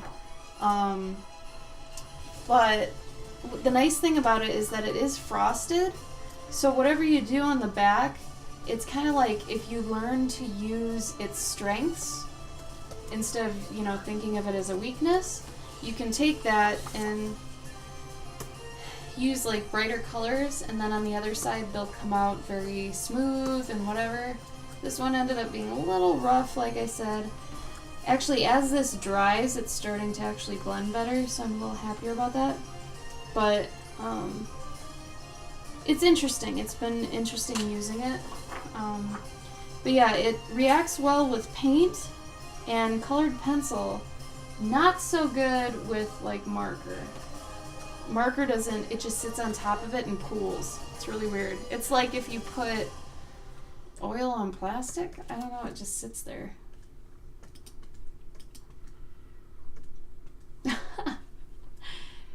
That's a good way to put me, Buggles. Did you see what Buggles said? Tell me if you agree with that. Yeah. I concur. Thank you, Buggles. That is a wonderful compliment. I will gladly have that. I reel you in with how I look, and then I'll yell at you for years. Huh? I'm like the girlfriend everybody tries to get rid of. But thank you. I think that is a lovely compliment. And thank you for calling me cute. That was very nice of you. I am no BS though. I hate wasting time. I hate wasting time. I hate wasting anything, actually. Use all the animal, that sort of situation. But yeah, wasting anything just is, it's dumb. Why would you do that? Alright, I'm gonna put some white, I think, on here. Hey, Galactica. Bodhi, it's got an interesting look. A friend of mine does it, and I really want to look at them up close, because I want to know if they look like this too. But she's used acetate like this before. Her stuff looks a good deal different. She uses kind of a different technique. I wanted to take what she taught me and kind of obviously put my own spin on it and do it my own way, because I didn't want to copy her, obviously. So I've been trying to kind of just figure out what I can do with it, what I can't do with it, how I should use it, how I shouldn't use it. It does have a lot of things I like that I've been looking for in like a medium, I guess, in a canvas. I don't even know. Kind of a culmination of the two. Because I really like the flatness of gouache and all that sort of stuff, but there's something cool about the fact that this, like, it's, okay, so in Photoshop, you know when you do a painting, but maybe all the colors aren't meshing very well, one of the hacks you can do is actually make another layer, put a color down, and turn it to a low opacity, and that color starts to unify the other colors. I feel like this is kind of what that does. It's the same sort of effect, but it's different, and I don't know, it's been really interesting. Like I said, it was cheap enough that it was like, well, I'll give it a shot. It's not like the acetate's really expensive or anything, and it's like we've got gouache on hand, so I don't know, thought I'd try it. The other ones came out cooler than this one, I think, but I don't know, I think this one was just a weird start because it didn't turn out nearly what I wanted it to be. So I think I might even have, if I'm feeling up to it, I might have another go with this on Thursday and just like try something different, because I want to eventually get to a lot more subdued colors and more earth tones. Right now it's been a lot of pinks, purples, and oranges, where that's not really me. So I'm trying to pull back from that. That is kind of what I started using, so now I've got to unlearn it and kind of apply the different colors I've got. That's part of the reason I made the swatch sheet.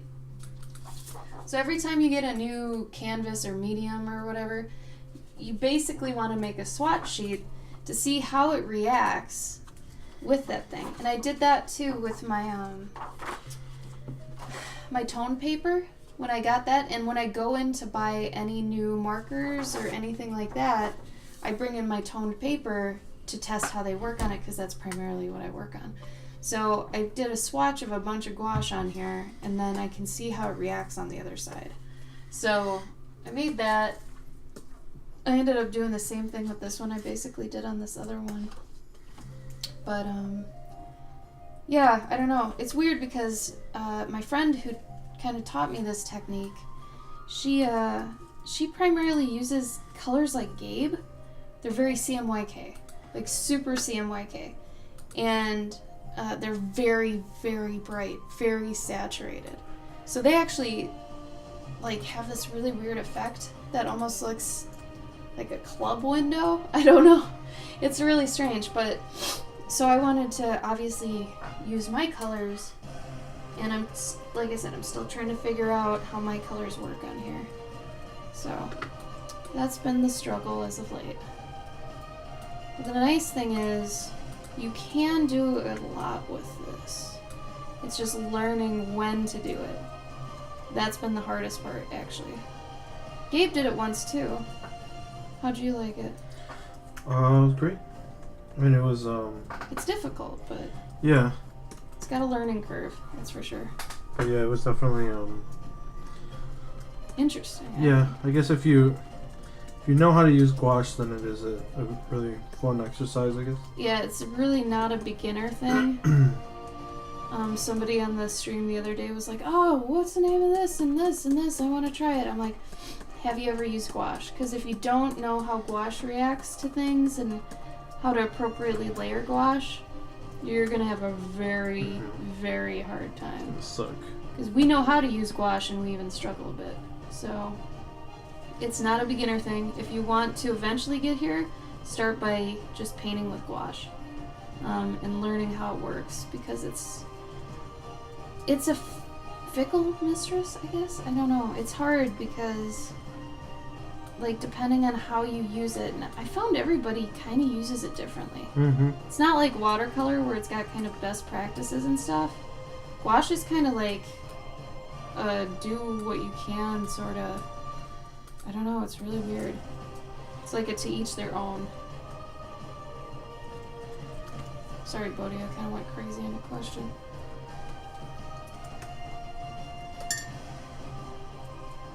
Yeah, I'm very no nonsense. I mean, sometimes I'll play around and whatever, but when it comes down to it, don't waste anyone's time. Don't kiss ass, don't do anything like that. Are residencies mostly for traditional art? Ebony asked.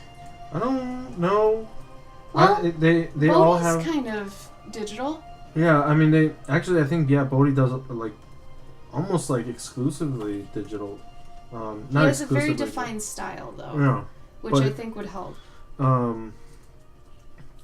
They're not all for illustration. Also, some of them are for like visual art, like really weird art, like contemporary art. Some of them are for like dancing and Oh yeah. I what is that suppose. called? The Performance art? Yeah, performance art, where it's like people will take I don't know, like toilet seats and draw faces on them, and then hang them from the sky lights. I don't know, it's weird. Aaron, don't say that. Don't ever say that. You can't compare your art to anyone else's, okay? You really can't. And you shouldn't, because you're on your journey. You've done what you've done in your life. I've done what I've done in my life. My art is always going to be different than your art, even if, let's say, I stop doing art right now and you start doing it really hard. You could get better than me, but there is no better than. It's just different. You know what I mean? Like, we can be at different parts of our journeys, but you're never worse than someone. You can only measure yourself by how you're doing against yourself. You know what I mean? So are you doing better than you did yesterday? Because if you try to put yourself up against other people, you're always going to lose for the most part, unless you're comparing yourself to like a kindergartner or something. You know? Like, you see why it's kind of futile? You can't really do that because you're always going to be failing. That's not good. You always want to at least fairly, assess yourself. So, assess yourself appropriately, be nice to yourself, have patience with yourself, okay? Otherwise, if you get fed up and you rage quit, it's not going to help. Don't get frustrated with yourself. Be patient. It takes time. All this stuff takes time. There is no easy button for art. A lot of people don't want to hear that. Mm-hmm. Art is a slow, long grind, and it's competing with yourself and what your own expectations are. My expectations for this piece were totally different. Totally. And in fact, I'm going to actually show you guys what I wanted it to look like, okay? I have a picture that I was using kind of as an inspiration piece. I'm way off. But you know what that means? Someone else would probably like this way more than I do, and I'd rather finish it for them. I don't care if it's up to my standards, but someone else at this point would probably really like it, and I'm not going to deny them of that by crumpling it up, starting it on fire, or throwing it away.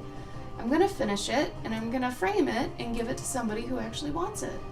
Because I've found through doing conventions that everything I've made eventually finds a home.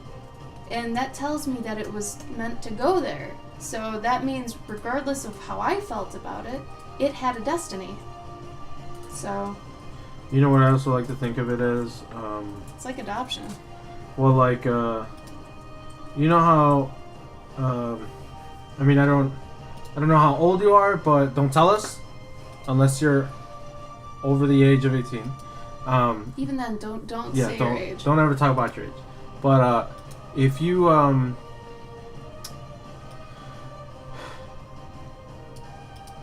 Lose your train of thought. yeah, thank you. Oh, like you grow up and you're like, oh man, I wish I had kept this toy, or I wish I had kept that toy, or this thing that I coveted when I was a kid. I wish I still had that thing. A lot of the art that I did when I was younger, I wish I still had, so that I could look at what I was doing back then, you know, and like how I grew.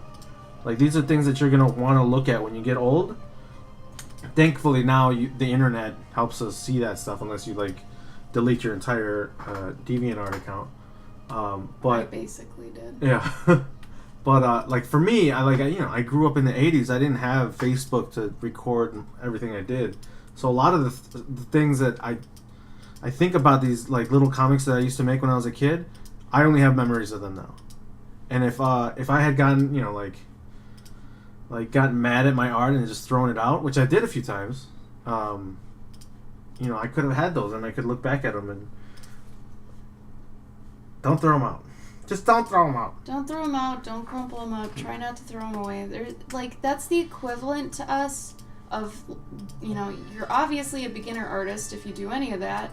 Not only that, but it's like when you throw a controller when you're playing a video game. Okay, so anyway, if you look at this picture, this is kind of one of the unicorns I was trying to do.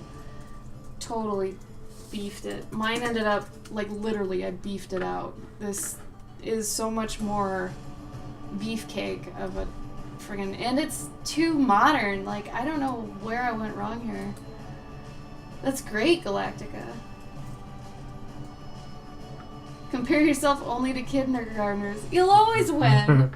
Always! It's like that part in Step Brothers.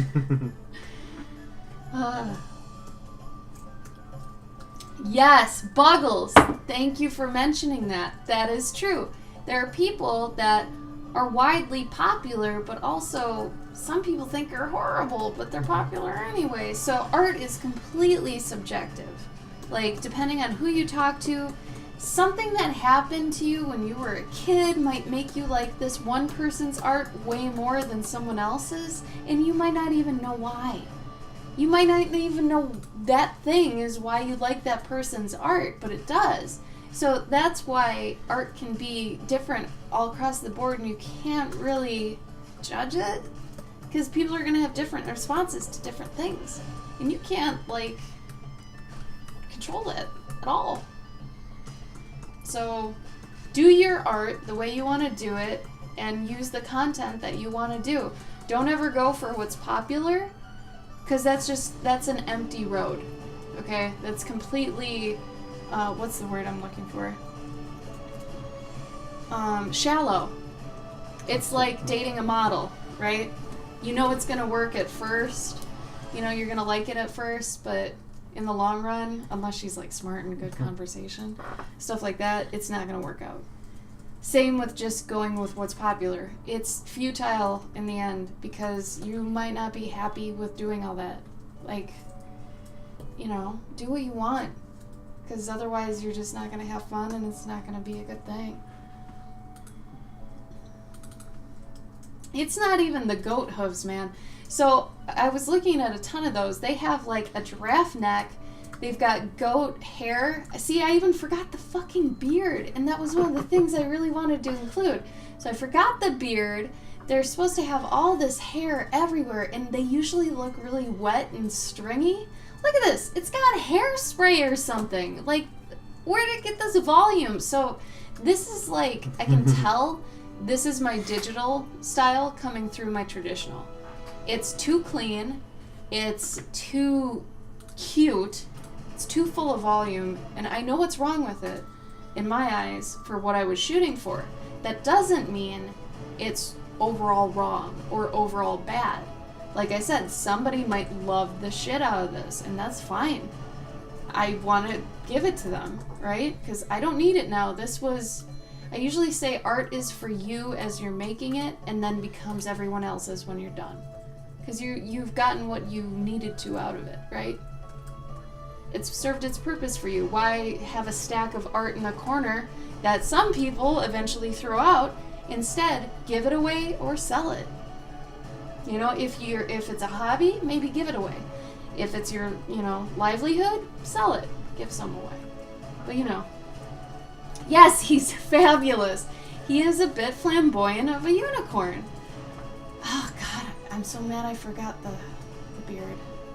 That was number one on my list. Isn't that so weird? Yeah.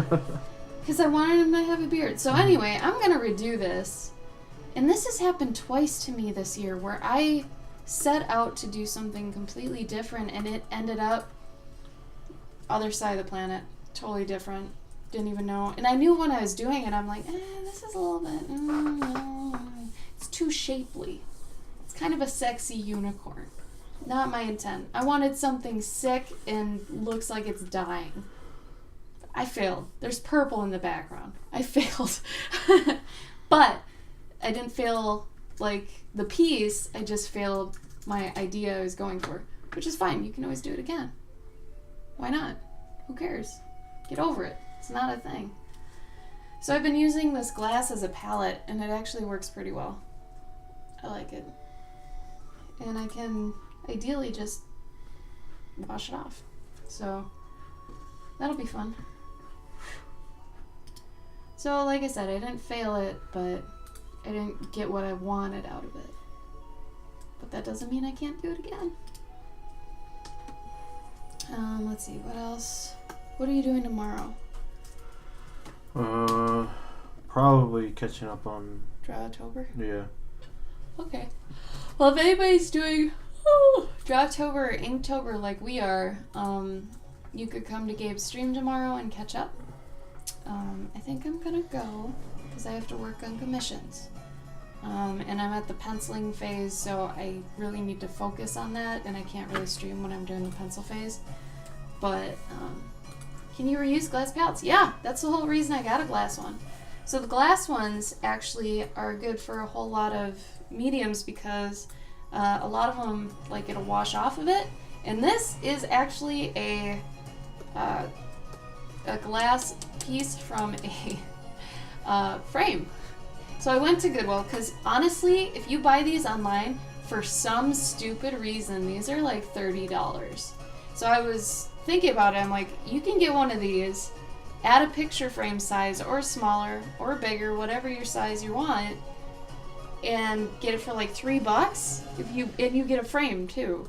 So it's like, why wouldn't I do that? So we went to Goodwill, we bought a frame for like $3. I took this out of it, I cleaned it, and then I put masking tape and Gorilla Tape around the edges because, yeah, they're a little bit sharp. And if I just take a wet paper towel and rub this down, it's good to go. If you had acrylic on here, you'd be able to just kind of take a razor blade and just take it up and it just peels off. Like, glass is pretty good for this stuff. Usually we have a butcher tray, but the butcher trays are really kind of big. The smallest one is still like, was it 13 by something? Like 8 by 11, but I mean that's it's big. deep too.